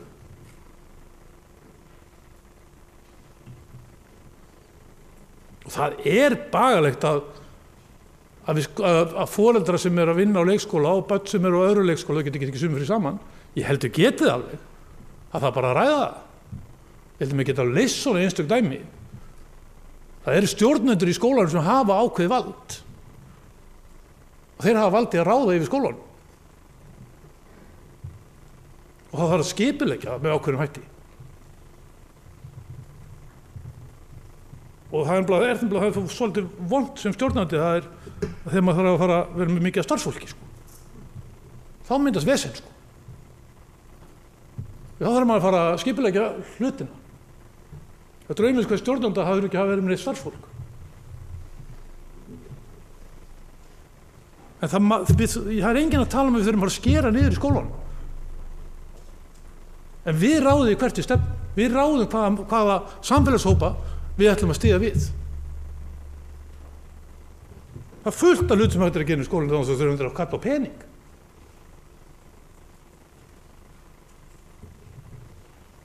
Ég hlakka til að taka þá umræðu.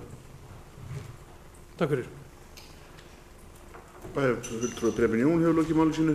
Næst tekur til máls bæjarfulltrúi Sigríður Huld.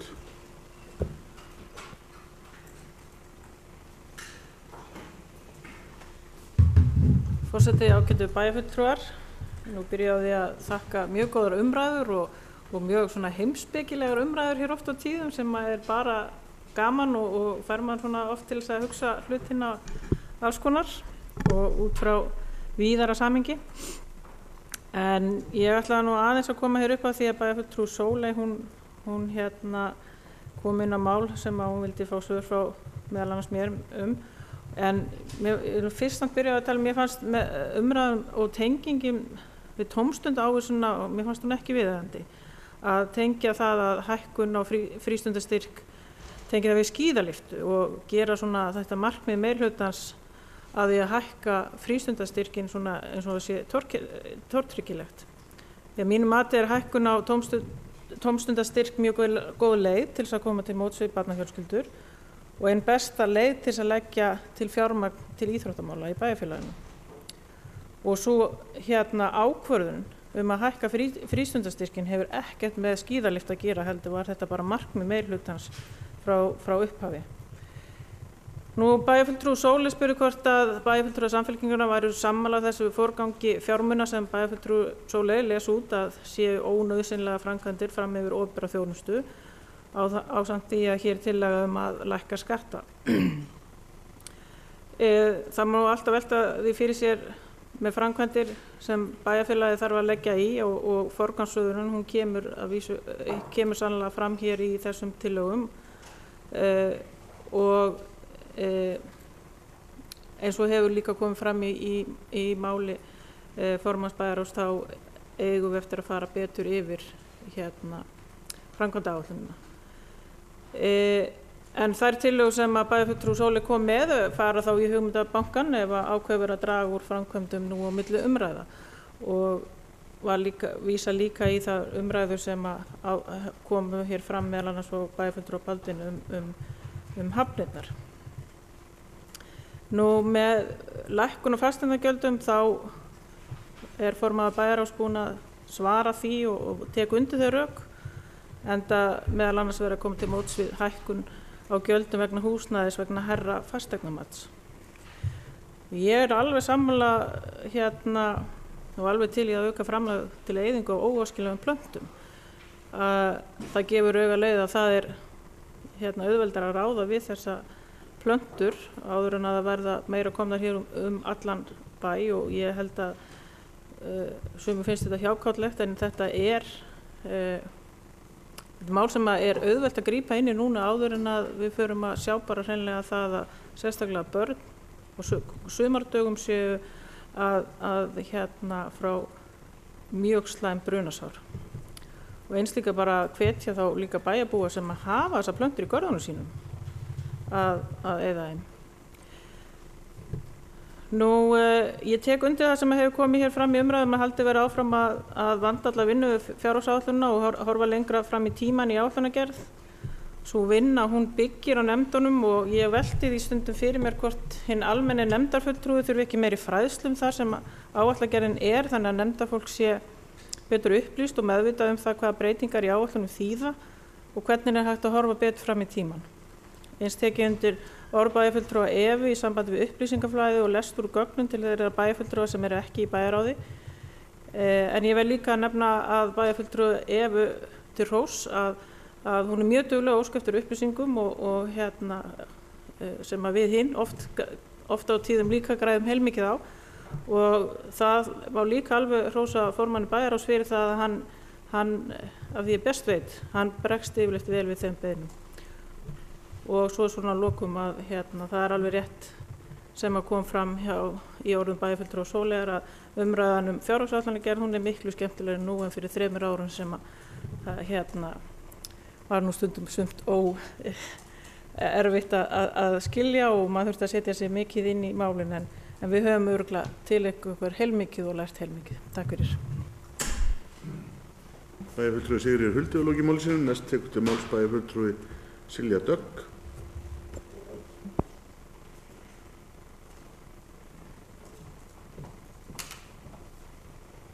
Forseti, ágætu bæjarfulltrúar. Mér svolítið ánægjulegt að það virðist ekki skipta lengur máli hvað við erum að ræða.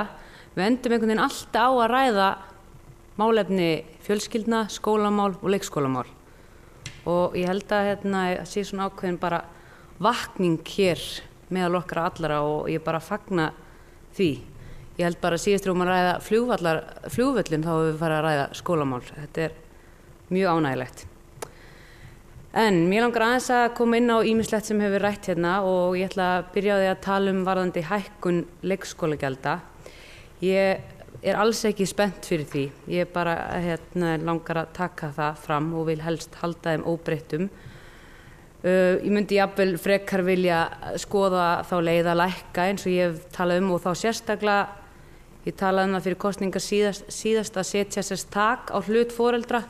Þannig að foreldrar séu í það minnsta aldrei að borga meira heldur en eitthvað ákveðið.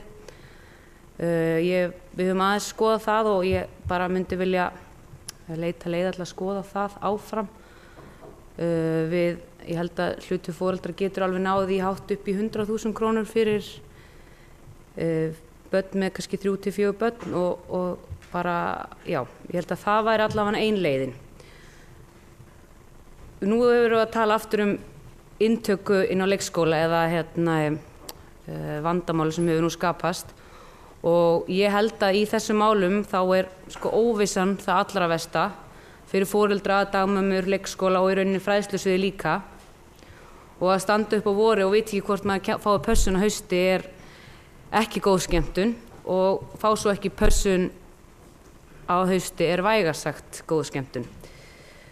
Og það mikilvægt það sem við þurfum að gera núna að eyða óvissunni og við höfum rætt það hér í meirihlutanum og inni í bæjarstjórninni allri að skoða þá leið að tryggja ákveð hafa þá það að sko börn fædd kannski í mars eða apríl árin á undan komist á alltaf pottið inn á leikskóla og getum við jafnvel skoða hvort að við lækkum það eða gerum eitthvað plan frá ári til árs og með því þá allavega eyðum við óvissunni og þá við myndum dagmömmur, foreldrar og leikskóla vita þá að hverju ganga þá vita já, ég þarf að fá dagmömmu eða ég fæ leikskólapláss og ég held að þetta sé mjög jákvætt skref og við skoðum það og við erum að skoða það alvarlega. Svo eitt sem svona það sem fór rosalega fyrir brjóstið á mér núna þegar ég var að reyna að koma mínu barni inn á leikskóla, það að þurfa að hringja alltaf að spurja og vita ekki númer hvað barnið mitt í röðinni og hver líkurnar á því að það komist inn. Mér finnst að við þurfum að finna leið og eyða pening í það að búa til einhvers konar kerfi eða ég ekki forritar og veit ekki hvernig það best að gera það eða hvað. Þannig að þú getur bara farið inn á netið og sett inn kennitöluna í barninu og þá veistu að barnið þitt númer 4 inn á þennan leikskóla eða númer 3 í heildina eða hvernig sem það Þannig að þetta bæði spara tíma fyrir fræðslusvið, fyrir foreldra og bara þetta annar þáttur í því að eyða bara þessari óvissu sem óþolandi og bara álagsvaldandi og mér finnst við þurfum að skoða það og eins að taka út systkinaforgang, ég held að við ættum líka aðeins að hugsa það. Svo langar mig líka út að nú við rætt svo mikið leikskólamál og hvað allt saman kostar, ungbarna leikskóli, ég reyndar hlynntur að gera ungbarna deildir innan leikskóla en við kannski ættum líka, við gerum grein fyrir við erum að tala fjárhagsáætlun núna en ef við snúum dæminu við og hugsum hvernig bæjarfélagi viljum við búa í? Viljum við búa í bæjarfélagi sem skort á leikskólaplássum og ítrundir álaga fyrir fjölskyldur? Ég segi nei. Viljum við búa í bæjarfélagi sem að börnin okkar í of litlu rými, líður kannski ekki vel? Ég segi líka nei. Viljum við vera með leikskólagjöld með þeim hærri í landinu? Ég segi líka nei. En jú, þetta pólitísk umræða og aftur gerir mig grein fyrir því að þetta kostar allt pening en við þurfum líka að bara spyrja okkur spurninga í hvernig bæjarfélagi viljum við búa í. Heimgreiðslur, bæjarfulltrúi Preben Jón talaði eins það. Ég með svona ástar-hatur samband við heimgreiðslur út af því að mér finnst það góð hugmynd í bæjarfélagi eða í bara heimi þar sem að jafnrétti náð. En ég hrædd við þetta í þeim heimi þar sem jafnrétti ekki náð. Það bara svona mín tilfinning. En mér finnst þetta góð hugmynd en þetta óttinn minn. Strætó, bæjarfulltrúi Preben kom aðeins inn á strætó og ég einn af þeim almenningi sem tek strætó og maðurinn minn reyndar líka og ég myndi ekki vilja sjá að við myndum fara að draga úr því frekar bæti ef eitthvað og ég held að þetta sé eitthvað sem við Íslendingar og sérstaklega kannski við Akureyringar þurfum bara svolítið að læra og við erum kannski sérstaklega ekki eins og talaðum kvöldstrætónum komin þangað en hann líka gengur mjög minna á kvöldin heldur daginn þannig að það alveg svolítið erfitt að skipuleggja sig með strætó að maður ætla sér það á kvöldin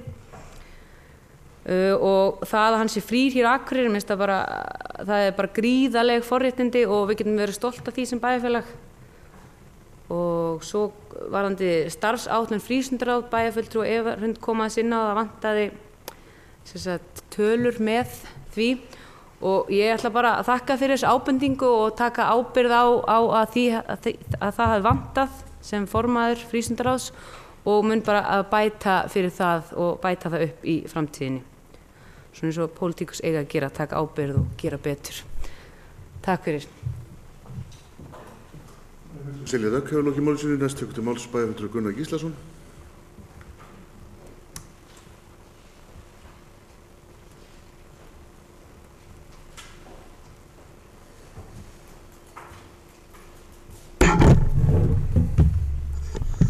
Forseti, ágætu bæjarfulltrúar. Aðeins nokkur orð í sambandi við umræður skólamál annars vegar og umhverfismál hins vegar. Það liggur alveg ljóst fyrir að við megum girða okkur í brók hvað varðar umhverfisþáttinn og umhverfis- og mannvirkjasvið í sjálfu sér, og það stendur til að gera það.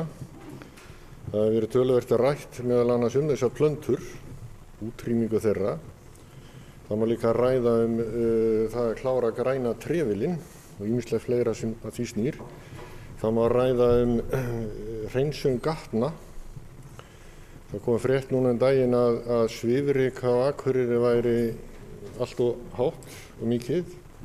Það hins vegar ljóst að við höfum ekki verið að standa okkur hvað þessar mælingar varðar og erum kannski með mælingar sem eiga sér ekki stoð í veruleikanum, þannig að eitthvað þurfum að gera í því. Það hefur verið talað það að það þurfa að gera hausthreinsun á götunum, ekki síður en vorhreinsun.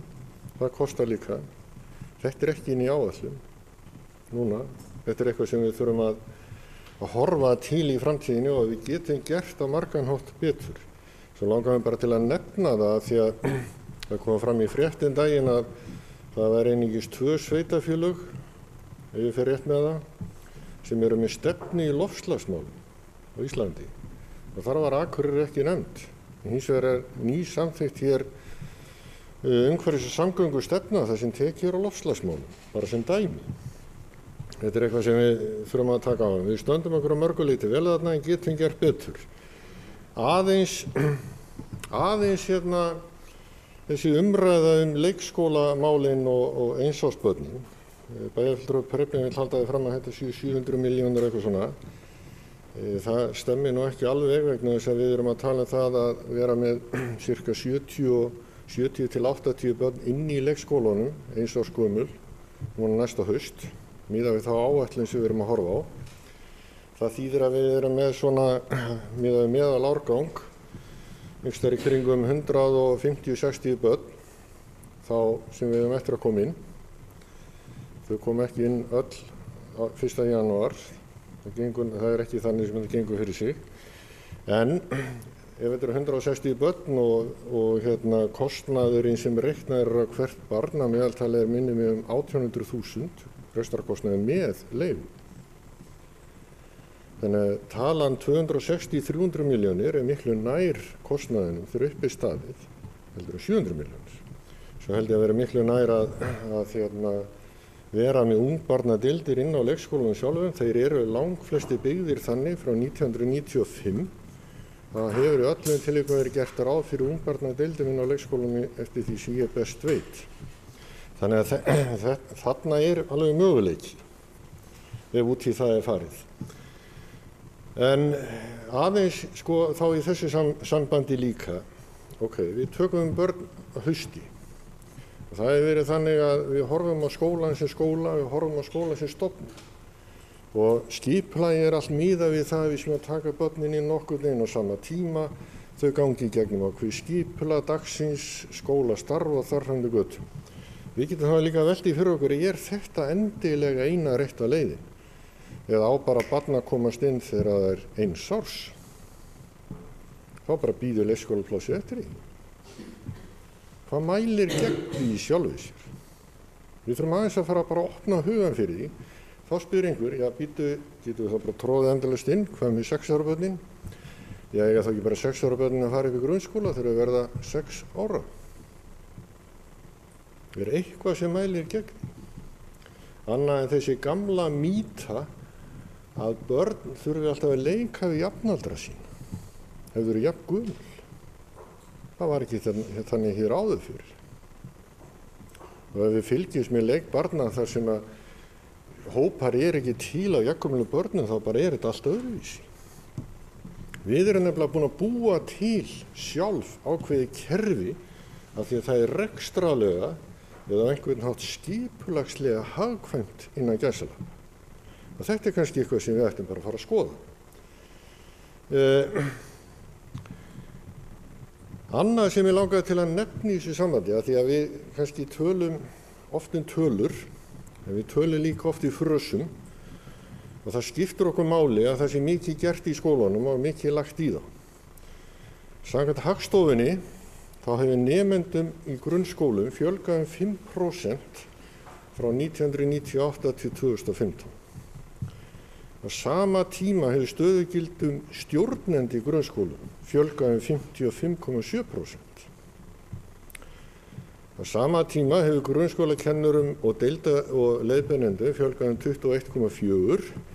Hluti að því kemur til vegna fjölgunar kennslustunda, þannig að það hafa sér eðlilega skýringu, enda hér 645 stöðugildi að ræða á landinu öllu. Sérkennurum hefur fjölgað 148%. Skólasálfræðingum og námsráðgjöfum 221%. Þroskaþjálfum 488% og stuðningsfulltrúum og uppeldisfulltrúum 314%. Stöðugildum í grunnskólanum hefur fjölgað 1807 á þessu árabili en nemendum 2106. Þetta bara svona tölur sem segja okkur, það er búin að eiga sér stað gríðarleg aukning á mannafla inn í skólakerfinu. Við erum samt að horfa á öll þau vandamál sem verið að fjalla í fréttum, þörf fyrir sálfræðinga, þörf fyrir aukna sérkennslu, þörf fyrir þetta og þörf fyrir hitt. Allt kemur þetta fram og þykir í sjálfu sér eðlilegt og margt að því á rétt á sér. En ég held við hljótum að þurfa að fara að velta því aðeins fyrir okkur hvað við erum að gera. Það að fjölga stuðningsfulltrúum per se leysir ekki neitt, nema að það sé mjög vandlega útfærð áætlun. Við greinum og greinum og greinum börn.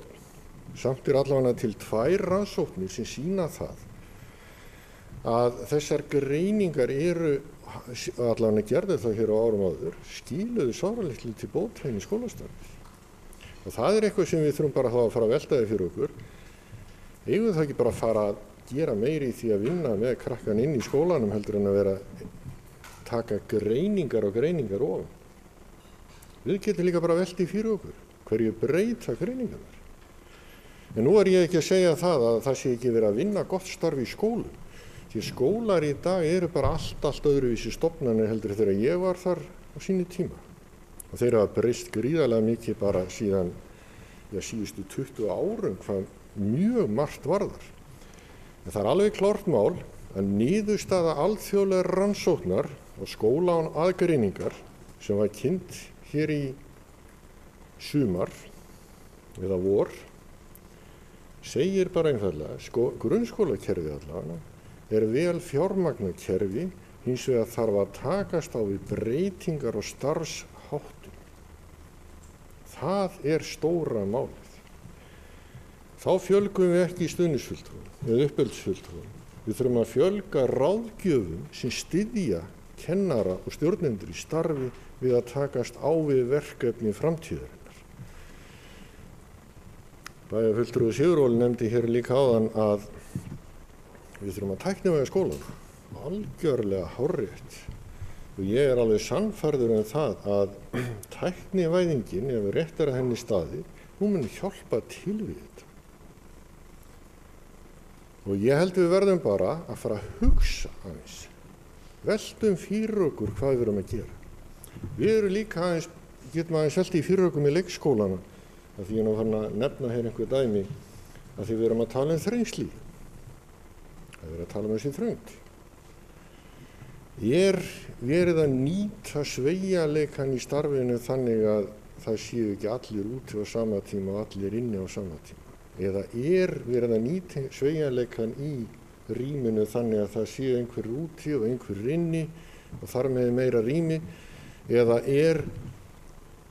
stofan, leikstofan sem börnin í, rými sem þau eru í, en ekki verið þá að nýta aðra leikstofur þó að krakkarnir séu úti.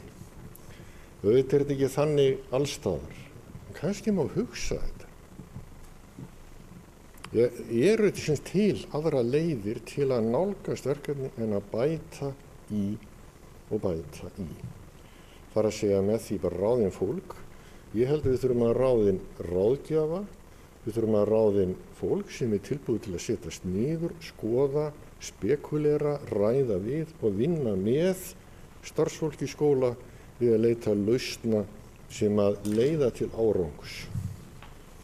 Og við þurfum svo bara að taka umræðan skólamál heilt yfir hér einhvern tíma síðar. Takk. Bæjarfulltrúi Gunnar Gíslason hefur lokið máli sinni. Næst tekur til máls bæjarfulltrúi Guðmundur Baldvin Guðmundsson.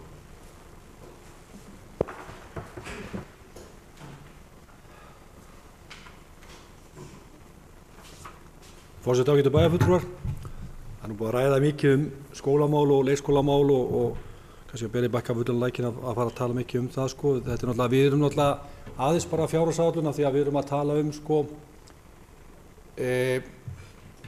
hvaða möguleika við og menn er farið að tala hér ungbarna leikskóla, menn er farið að tala gjaldfrjálsa leikskóla og svo framvegis að við skulum, eins og ég reyndi að koma fram í máli mínu upphæðilega, við skildum aðeins halda ró okkar.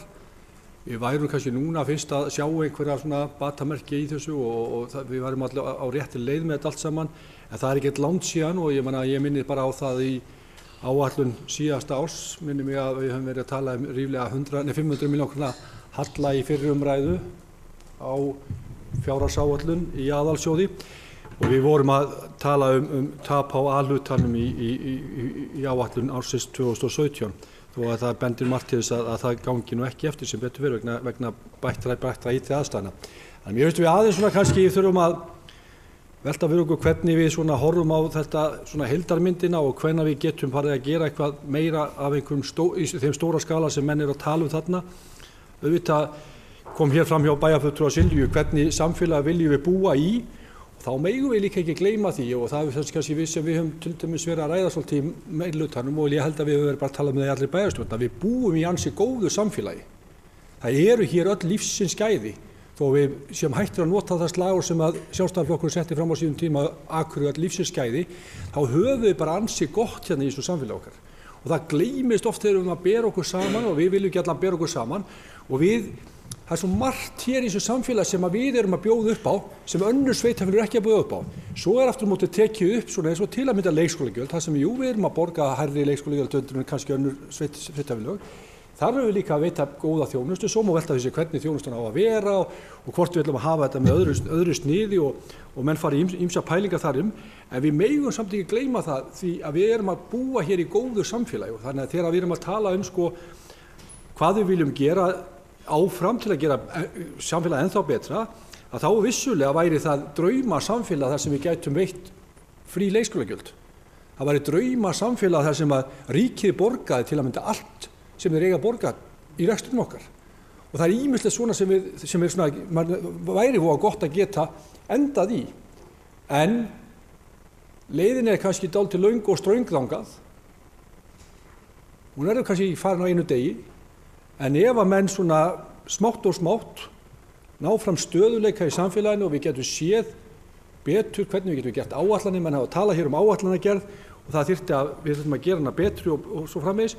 Það er líka eitt sem við höfum alltaf verið, eða svona fram til þessa, menn eru að slökkva elda. Ég minni bara á það hvernig við höfum séð til það mynda frá því að við tókum við hér í bæjarstjórn hversu mikla launahækkanir hafa orðið og við höfum þetta bregðast við því í rekstri og svo framvegis.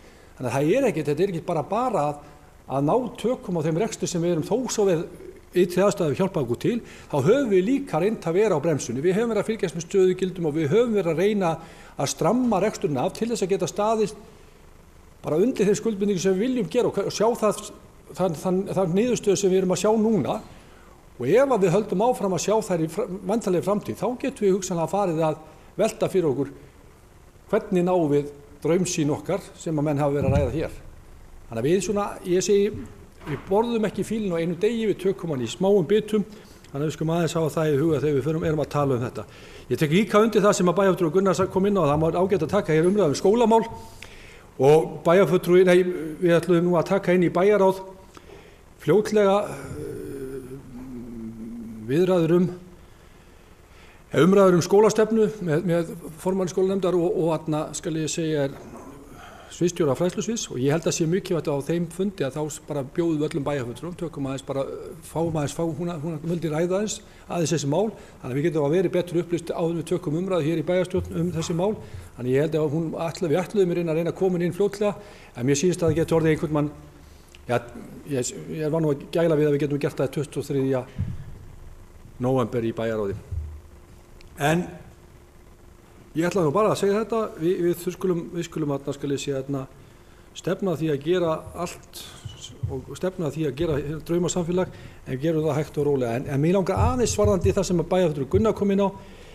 Það alveg rétt að það þarf að huga að ýmsum málum til að mynda eins og hann kom réttilega inn á með hausthreinsun. Það eitthvað sem við þurfum kannski að velta fyrir okkur milli umræðina. Erum við að leggja nógu mikið í hreinsun gatna hjá okkur og það náttúrulega mikið áhyggjuefni hvernig svifryksmengun hér í bænum og hvað ástæður eru fyrir því og það kannski ekkert að finna eitthvað til þess að bregðast við því. Varðandi plönturnar, þá það eitthvað sem við höfum svo sem rætt hérna líka að við ætlum að reyna að bregðast við. En fyrst og fremst finnst mér bara alltaf jafn gaman að tala málin hér í bæjarstjórn. Svo ég sé alltaf, þetta anskotið góð bæjarstjórn. Takk.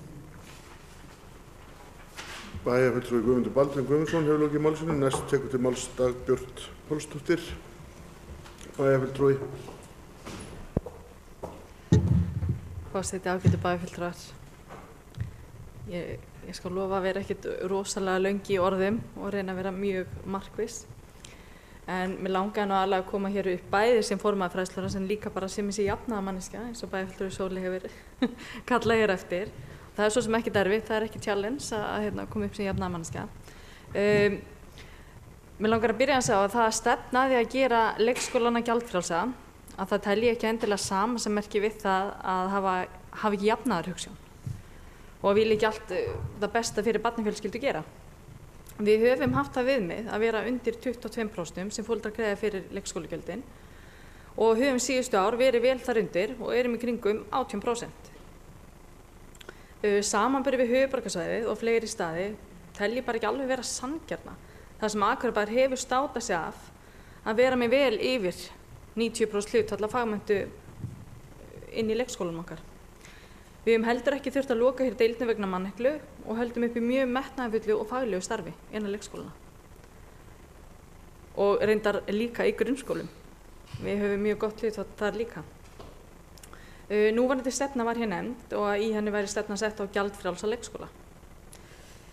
Ný stefna í vinnslu eins og hefur verið komið áður inn á og bæjarfulltrúi Guðmundur Baldvin kom inn á og það náttúrulega vinna sem við tökum öll þátt í, ekki bara fræðsluráð. Við höfum einnig samþykkt að hefja vinnu við innleiðingu á barnasáttmála Sameinuðu þjóðanna og svo vinna byrjuð. Og ég veit að við höfum komið nokkur sinnum inn á það hérna, en bara svona aðeins til að koma aðeins meira inn á það, að það náttúrulega hugsunin og fókusin á barnið og hvað barninu fyrir bestu. Einmitt hvað barninu fyrir bestu, það einmitt hugsunin. Og einmitt inn í þessu vinnuhóp, það sem að bæjarfulltrúi bæði Sóley og Sigurður kom fram, varðandi það að það þýðir ekki endilega að gjaldfrjáls leikskóli sé ekki endilega það sem barninu fyrir bestu. Og þá var ég kannski ekki endilega að hugsa einmitt það að skera niður, heldur það sem við höfum mikið verið að ræða, það einn af þessum mikilvægum hlutum að nefna mikilvæg þess að auka samverustundirna með barninu og minnka vinnutíma barnsins. Og þarna hættan til dæmis líka á því að metnaður minnki sem lagður í starfið og þarna í því samhengi líka að benda það að það aukið álag á börn sem til dæmis vegna þess að börnin með mjög langan vinnudag. Þetta mjög langur vinnudagur fyrir svona ung börn og það líka álag fyrir börnin að vera í svona miklu áriti allan daginn, alveg eins og fyrir okkur hinn. Einnig hefur líka verið bent á að við höfum verið að þrengja börnunum og starfsfólki eins og fleiri hafa komið hér inn á. En bara fyrir 20 árum síðan þá var reiknað með 10 fermetrum á bað, en í dag 34 fermetrar. Og það líka áhyggjuefni. Þarna finnst mér einmitt að hugsa dæmi bara alla leið. Þetta rosalega falleg hugsun og auðvitað þetta draumasýnin að vilja hafa leikskólann gjaldfrjálsa. Við erum samt einnig í ferli að innleiða barnasáttmálann sem stingur pínu í stúfi þessa vinnu, en auðvitað þarf bara að vinna þetta saman. Við þurfum að vinna þessa 2 þætti saman að við séum að gera börnunum það besta í þessu samhengi.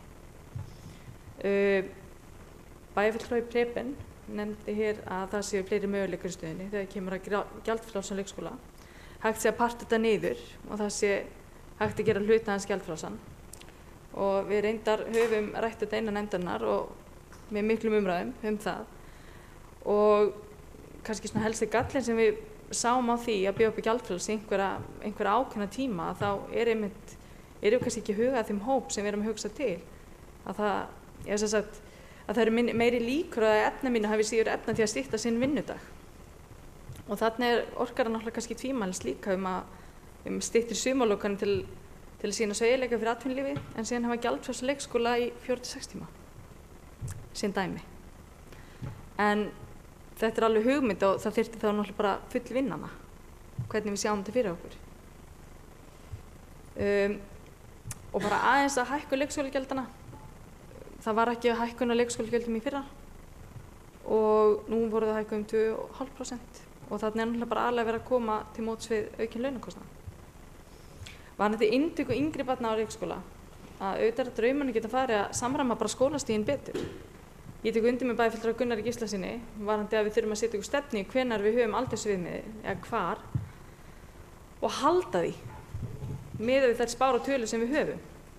Þær tölur og spár sem við höfum allan inn í fræðsluráði að þá miðað við spárum árganga og þá ættum við að geta tekið inn aprílbörn í ansi mörg ár miðað við það. Og þá erum við líka að miðað við mismun og að- og brottfluttum börnum. Eins og staðinu núna erum við með 26 staðforeldra, aukum við 2 áramót að mig minnir. Þannig að við erum líka að auka við okkur þar. Og hér erum við líka dálítið verið rætt ungbarnaleikskóla, en það getur líka verið möguleiki að vera með ungbarnadeildir inn á leikskóla, eins og bæjarfulltrúi Silja nefndi. Að það ekki endilega ungbarnaleikskóli, við getum haft deildir innan leikskólana. Og náttúrulega ef farið það, þá þarf að auka við húsnæði. Ef við ætlum að fara í það að taka inn yngri börn, alltaf eins og gömul, þá náttúrulega þurfum við að bæta við leikskóla og auki fjármagn inn í þann málaflokk. Og það líka rétt að sem bæjarfulltrúi Guðmundur Baldvin kom inn á varðandi að stundum hefur þetta ekki alltaf með pólitískar ákvörðun að gera, heldur líka að bjarga ástandinu, eins og til dæmis við gerum með Lautinni, 5 ára deildinni Glerárskóla, sem hefur reynda bara gengið mjög vel. Og varðandi sumarlokun leikskóla, það hefur það alltaf verið vist mjög heitt umræðefni og reyndar var það núna síðast, reyndar ekki. Og þá var þetta bara samþykkt til næstu 30 ára og engin heit umræða. Og allir voru sammála áætlunina. Og ég tek bara undir með bæjarfulltrúa Sigurðar að það er nauðsynlegt fyrir leikskólann geta sinnt viðhaldi og einhver upplýsingar að 2 vikur sé bara ekki nóg til þess.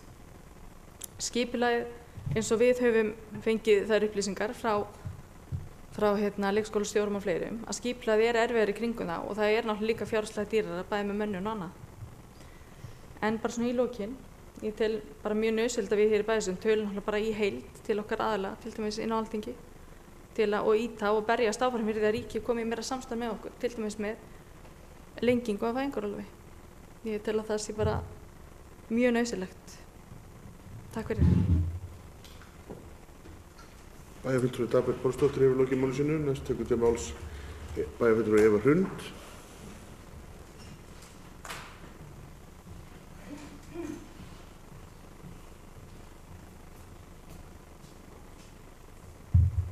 Forseti, ágætu bæjarfulltrúar. Ég verð að koma hérna upp og svara fyrir sumarlokan leikskóla. Ég get ekki orðað bundist. Ég held ég þurfi bara jafnvel að koma aftur inn í skólanum. Þannig ég stefni bara því. Herðu, bæjarfulltrúi Sigurður talaði að ég fer með rangt mál. Ég tel svo ekki vera. Því ég sagði ekki að móðurinn og 2 börnin getur ekki verið neitt saman. En ef ég tel rétt að ef við segjum að móðurinn sé, ég veit ekkert hvað móðurinn vinnur á hvaða leikskóla, en ég myndi segja hún myndi að vinna á Næsta Tjörn og annað barni á Lundarseli, þá eru þau 5 virka daga saman. En samkvæmt þeim upplýsingum sem ég hef, þá lokanir á tímabilinu 25. júní til 3. ágúst, sem samtals 28 dagar. Flestir á vinnumarkaði eru með 24 daga orlofsrétt.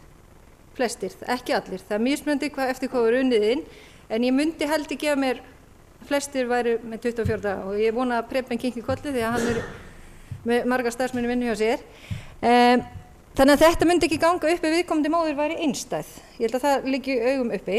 Síðan í þessum efnum er vert að nefna að leikskólum eru 6 skipulagsdagar á ári. Þá þurfa foreldrar að taka sér frí, þannig í þessum tilfellum erum við að tala 34 daga sem eru 10 dagar umfram þess að foreldrar hafa sumir hverjir í frí. Þannig að þarna ef við værum að tala með einstætt foreldri þá segi bara dæmi ekki ganga upp. En sem betur fyrir eins og bæjarfulltrúi Sigur Óli kom inn á er þetta ekki mörg tilfelli en þau eru til, því miður. Svo er annað mál, foreldrar geta ekki alltaf tekið frí á þeim tíma sem leikskólarnir eru lokaðir og því í þeim efnum held ég að sveigjanleiki 2 vikur myndi leysa margan vanda hvað það varðar. Einhverjir hafa sagt, já þetta er bara eitthvað sem vinnuveitendur verða bara sjálfur að leysa. En það er ekki hægt að skella þessu bara á þá að þeir þurfa að leysa þennan vanda. Við verðum að vinna með fyrirtækjum í bænum að leysa vandan, er mín skoðun allavega. Og ég hef heyrt nefnilega þessa skoðum hjá fleiri bæjarfulltrúum hérna inni og meira segja í meirihluta. En það er vert að nefna nefnilega í þessum efnum að við höfum átt hér nokkra fundi með stjórnendum sjúkrahússins, bæjarfulltrúar. Á hverjum einasta fundi með þeim hefur þetta málefni komið upp að þetta er að valda þeim erfiðleikum. Og í öllum tilfellum geta þau ekki brugðist við. Þannig að þetta er vandamál sem við verðum að skoða. Sigur Óli nefndi að kannanir hefði verið gerðar. Nú er ég ekki í fræðsluráði akkurat núna, þannig ég hef ekki náð að fylgja þeim könnunum eftir sem að ég vissi allan átt að gera. Og ég hefði gjarnan viljað þá bara fá að sjá hvernig var spurt. Var spurt að hausti, hvort að sumarlokun hefði komið vel eða illa fyrir viðkomandi aðila, eða var spurt að vori, hvenær myndi þú helst vilja hafa sumarlokun leikskólans? Ég veit að þessar kannanir eru alltaf gerðar. Þá eru foreldrar að svara, jafnvel áður en þeir fá frá vinnuveitanda hvenær þeir fara í frí. Þannig að ég hefði gjarnan vilja fá upplýsingar um það, hvað varðar viðhaldið, fyrirgefiði. Hér í 20 ára var viðhald á öllum leikskólum og enga leikskólalokanir. Og þetta var ekkert vandamál. Og þar get bara að vísa í móður mína, sem var leikskólastjóri hér í 20 ára og aldrei neitt vesen. Af hverju er þetta orðið risastórt vandamál nú? Mig langar líka að fá að spyrja meirihlutann, sérstaklega þá sem sátu í aðgerðahópnum, því að eftir þá vinnu, þá fór ég á fundi, meðal annars með formanni bæjarráðs, þar sem hann tilkynnti að það hefði verið niðurstaða aðgerðahópsins að leikskólalokanir ættu að skoða mjög alvarlega og hugsanlega að minnka til þess að koma til móts við það vandamál sem að þau væri að skapa. Eins höfum við tekið þessa umræðu hér, allavega einu sinni, þar sem að allavega 3 bæjarfulltrúar úr meirihlutunum töluðu með leikskólalokunum, að minnka leikskólalokunum. Þannig að hefur þessi skoðun breyst, eða mér langar bara að við förum að fá bara skýr svör við þessu. Er þetta eitthvað sem meirihlutin ætlar að segja já þegar það hendar og nei við þegar það hendar ekki?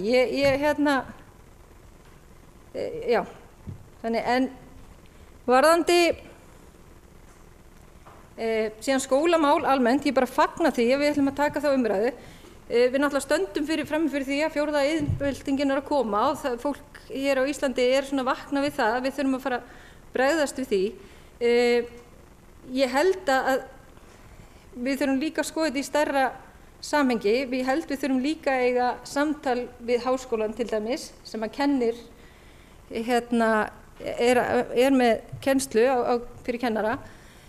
Hvernig því er háttað, því að til dæmis er ekki eðlilegt í dag í samfélagi sem að tölvuvæðing er orðin svona mikil að kennarar sem hafa útskrifast eftir 5 ára nám þurfa jafnvel að fara í endurmenntun strax eftir námið. Það eru dæmi um það.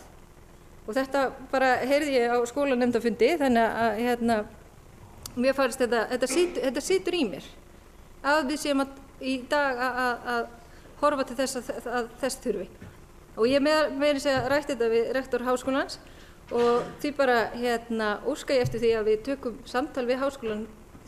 Ég veit að hluta að þau eru að koma eitthvað að stefnunni, ekki háskólan sjálfur heldur skólaþróunarsvið. Já. Heyrðu, já, en ég gat ekki sittið á mig með sumarlokar í leikskóla. Bæjarfulltrúi Eva Hrund hefur lokið máli sínu, þá næst tekur til máls bæjarfulltrúi Sóli Björk.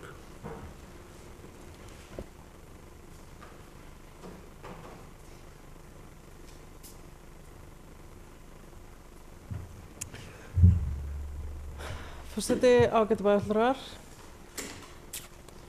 Ég man ekkert hvað ég ætla að segja. Þess að lappa í rosa hægtinga. En það kom ekki. Já, nei, ég er ekki. Það var samt eitthvað gjaldfrjálsa leikskóla. Hvað var það? Ég skrifaði ekki niður, mér var svo heitt í halsi þegar ég Við tókum bara. Já. Er engin annar mælendaskrá? Já, ég sem biðum orðið þetta rífast við. Við þökkum bæjarfulltrúi Sóli Björk fyrir sitt innlegg. Já. Þá það næst bæjarfulltrúi Preben Jón Pétursson og við vonum að hann muni hvað hann ætlar að segja.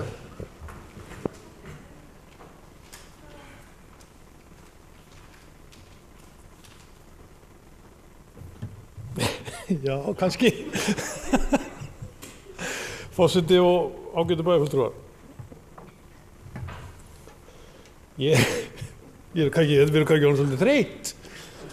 En nei, ég ætla bara að koma stutt. Það var nú það var út af, við vorum að ræða kostnaði við ungbarnaleikskóla og við getum hendi fram og tilbaka. Það ágætu við kunna setjast bara niður og ræða það held ég ponti. En ég man ekki til þess og Akureyri hafi einhvern veginn verið 160 barna árgangur.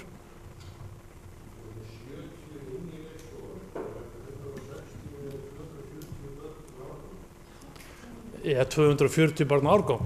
Já, kostnaðurinn náttúrulega að við erum búin að taka töluvert af börnum inn frá 2 ára aldri niður í 16 mánaða. Þannig að og við tökum inn ykkur 10 börn viðbót, þá dregst það ekkert frá kostnaði. Það er náttúrulega hluti af kostnaði. En við getum frá því þá eftir, ég stend fast við 600 milljónir á tölum. Það er að taka öll börnir upp. Við verðum með 300 barna árganga líka. Það er upp í það. Nú, 296 börn, 2000 og En þetta sérlega fæði nú, ég ætla nú að koma bara líka undir ræði hjá bæjarfulltrúa Guðmundi. Ég veit við höfum það gott og það er gott að búa á Íslandi, en það er rosalega töff að vera ung barnafólk í dag. Það er þessi hópur sem erfitt að kaupa húsnæði, við vitum það, og við erum að ýta þeim inn á leigumarkaði og ýmsa áttir. Það hefur alltaf verið erfitt að kaupa húsnæði, en það er alltaf að horfast augu við það hvaða hópur það er sem á erfiðast uppdráttar, og það er ung barnafólk í dag. Og þegar við varum að tala að við höfum ekki kannski að éta allan fílinn í einu, það er alltaf að byrja ykkur á hann. Þú veist, fara á stað, og maður þarf ekki alltaf að kosta ykkur peninga. Þetta er spurningu stefnu í hvað ætla ég að setja peningana, ekki hvað ég ætla að bæta við að peninguna. 26 dagforeldrar, það er hluti af vandamálinu. Ég held að við höfum verið hátt í 40 dagforeldrar ef mest var. En það er líka því að við tökum yngri börn inn, þá fækkum við eiginlega eftirspurn eftir dagforeldrum, og þegar við þurfum að halda þá erum við eiginlega búin að taka þannig buffer út sem dagforeldrar eru líka, og þetta er starfsstétt sem við þurfum líka að vernda. Þannig að byrjum svolítið skott á okkur þar og sendum upp núna að við komum ekki börnum að því okkur vantar dagforeldra og ekki pláss á leikskóla. Þannig að þetta sem er bufferinn, hvorum við viltu hafa? Viltu hafa dagforeldra megin eða leikskóla megin? Ég ætla ekki lengi að þetta. Það var annars ég ætlaði að tala um. Bæjarfulltrúi Preben Jón hefur lokið máls sín, næst tekur til máls bæjarfulltrúi Sóli Björk.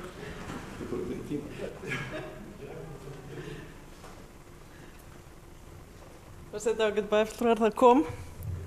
Það sem ég langaði að tala um, það var það sem að bæjarfulltrúi Dagbjört var að tala varðandi styttingu vinnudags leikskólabarna. Að þá hef ég bara prívat og persónulega lagt hérna fram í þessari pontu tillögur að við skoðum styttingu vinnuvikunar og förum í tilraunaverkefni hvað það varðar og því hefur bara hreinlega verið hafnað. Það hefur verið skoðað og því hefur verið ýtt til hliðar. Og ég skil ekki ef að meirihluti sér ekki tengingun á milli þessara tveggja mála, vinnudags barna og vinnudags foreldra þeirra. Augljóslega tenging þarna á milli. Við styttum ekki vinnudag barna, við styttum ekki vinnudag foreldra. Þannig að mér finnst það bara mjög skipta máli að það kom bara fram að ég sé búin að leggja þetta fram tillögur þetta. Og svo eins og hvað varðar þennan sveigjanleika sem bæjarfulltrúi Prepúnar að tala mitt sem að við höfum og bæjarfélagið hefur einhvern veginn og gerir það mitt í sambandi við þessar lokanu leikskóla, sveigjanleikinn sem að bærin telur sig þurfa einhvern veginn í sínu rekstri ýtt bara yfir á annað fólk. Ég meina, þú veist, þess ekkert ýtt í eitthvað tómarúm. Annars vegar þá erum við að ýta þessu yfir á dagforeldra sem að fá það bara færri börni og við ákveðum að taka fleiri inn og þau taka síðan á sig og skerðast þeirra starf og eins líka með leikskóla lokanir í sumurinn. Þetta bara sveigjanleikanum sem við viljum hafa sem ekki þægilegt út af alls konar málum í rekstri bæjarins ýtti yfir á foreldrana. Ég menn það er bara mikilvægt, ég hef áhertalaði það í þessari pontu, að mér mikilvægt við áttum gráði hverjir bera byrðarnar og taka á sig þar sem að við erum að létta af bænum. Takk. Bæjarfulltrúi Sóley Björk hefur lokið máli sínu, orðið laust. Bæjarfulltrúi Guðmundur Baldvin hefur beðið orðið. Forseti ágætur bæjarfulltrúi, þetta búið að vera nokkuð löng umræða og menn eru farin að gleyma því sem alltaf segja í pontu þarna en mér langaði samt sem ára að minnast á tvennt. Við erum svo endurskoðandi, ég ætla að minnast á þrennt, þegar mann bara eftir tvennu. En varðandi styttingu og vinnuvikunar og þetta, það var nú ég man eftir að því við vorum tölum með aðgerðahópinn, þá var nú eitt af því verkefnum sem við vorum að velta fyrir okkur þar að skoða möguleika á styttingu vinnuvikur sem að bæjarfulltrúi Sóley átti frumkvæðið að og ef ég man rétt að þá var unnið einhver vinna í því sambandi og mér skildist nú á starfsmannsstjóra að þessu hefði verið frestað í rauninni í samstarfi við Sóleyju eða samvinnu við Sóleyju að það væri kannski ekki rétti tímpötuvendu að sjá, sko, það var eitthvað sem kom í öfrið að menn héldu áfram með þessa vinnu. Það var gott að hún útskýrði fyrir okkur hvað það var. Varðandi annan hlut í vinnu aðgerðahópsins þessar leikskólalok kannski sem að bæjarfulltrúi Eva minnist alltaf á og reynir að fá mig upp í pontu til að segja að ég hafi einhvern tíma sagt að við myndum að gera eitthvað í því en þetta var nú sett í skoðun og ég held að þetta hafi verið eitthvað sem að skólanefnd eða fræðsluráð skoðaði og niðurstaðan þá með þeim hætti sem við erum að rekka leikskólan í dag þannig að ég svo sem kann ekki aðra skýringu á því hvernig hefur þetta verið unnið en þetta ákvörðun fræðsluráðs hvernig að þessu staðið og svona liggur þetta fyrir þannig að ég vildi bara koma því að það var ég búin að ræða þetta. Bæjarfulltrúi Guðmundur Baldvin hefur lokið máli sínu, bæjarfulltrúi Sóley Björk hefur beðið orðið.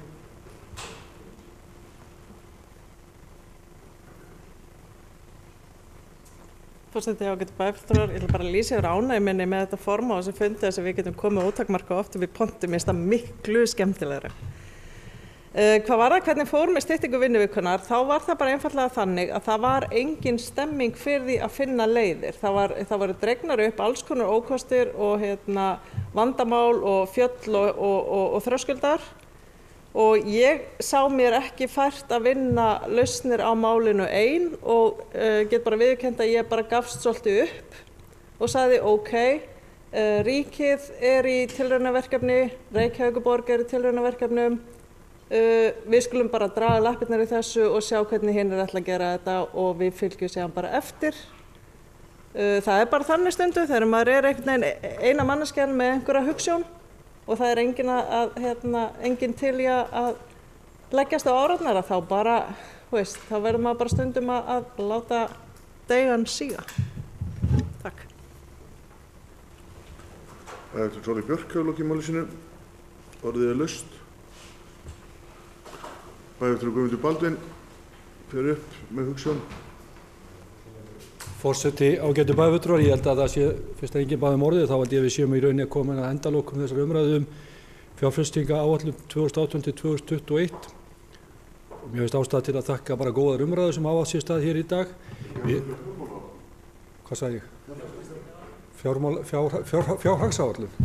Ekki fjármálaáætlun, þetta er þetta er fjárhagsáætlun fyrir 2018-2021.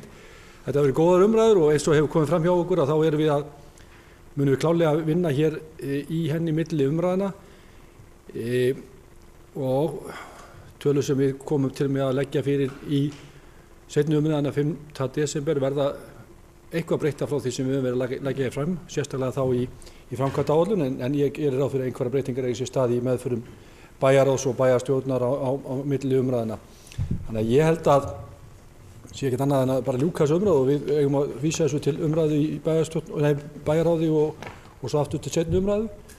Ég vil bara enn og aftur lýsa yfir því hvað er gaman að taka þess svona umræðu og var gefandi og góð og læt máli mínu lokið.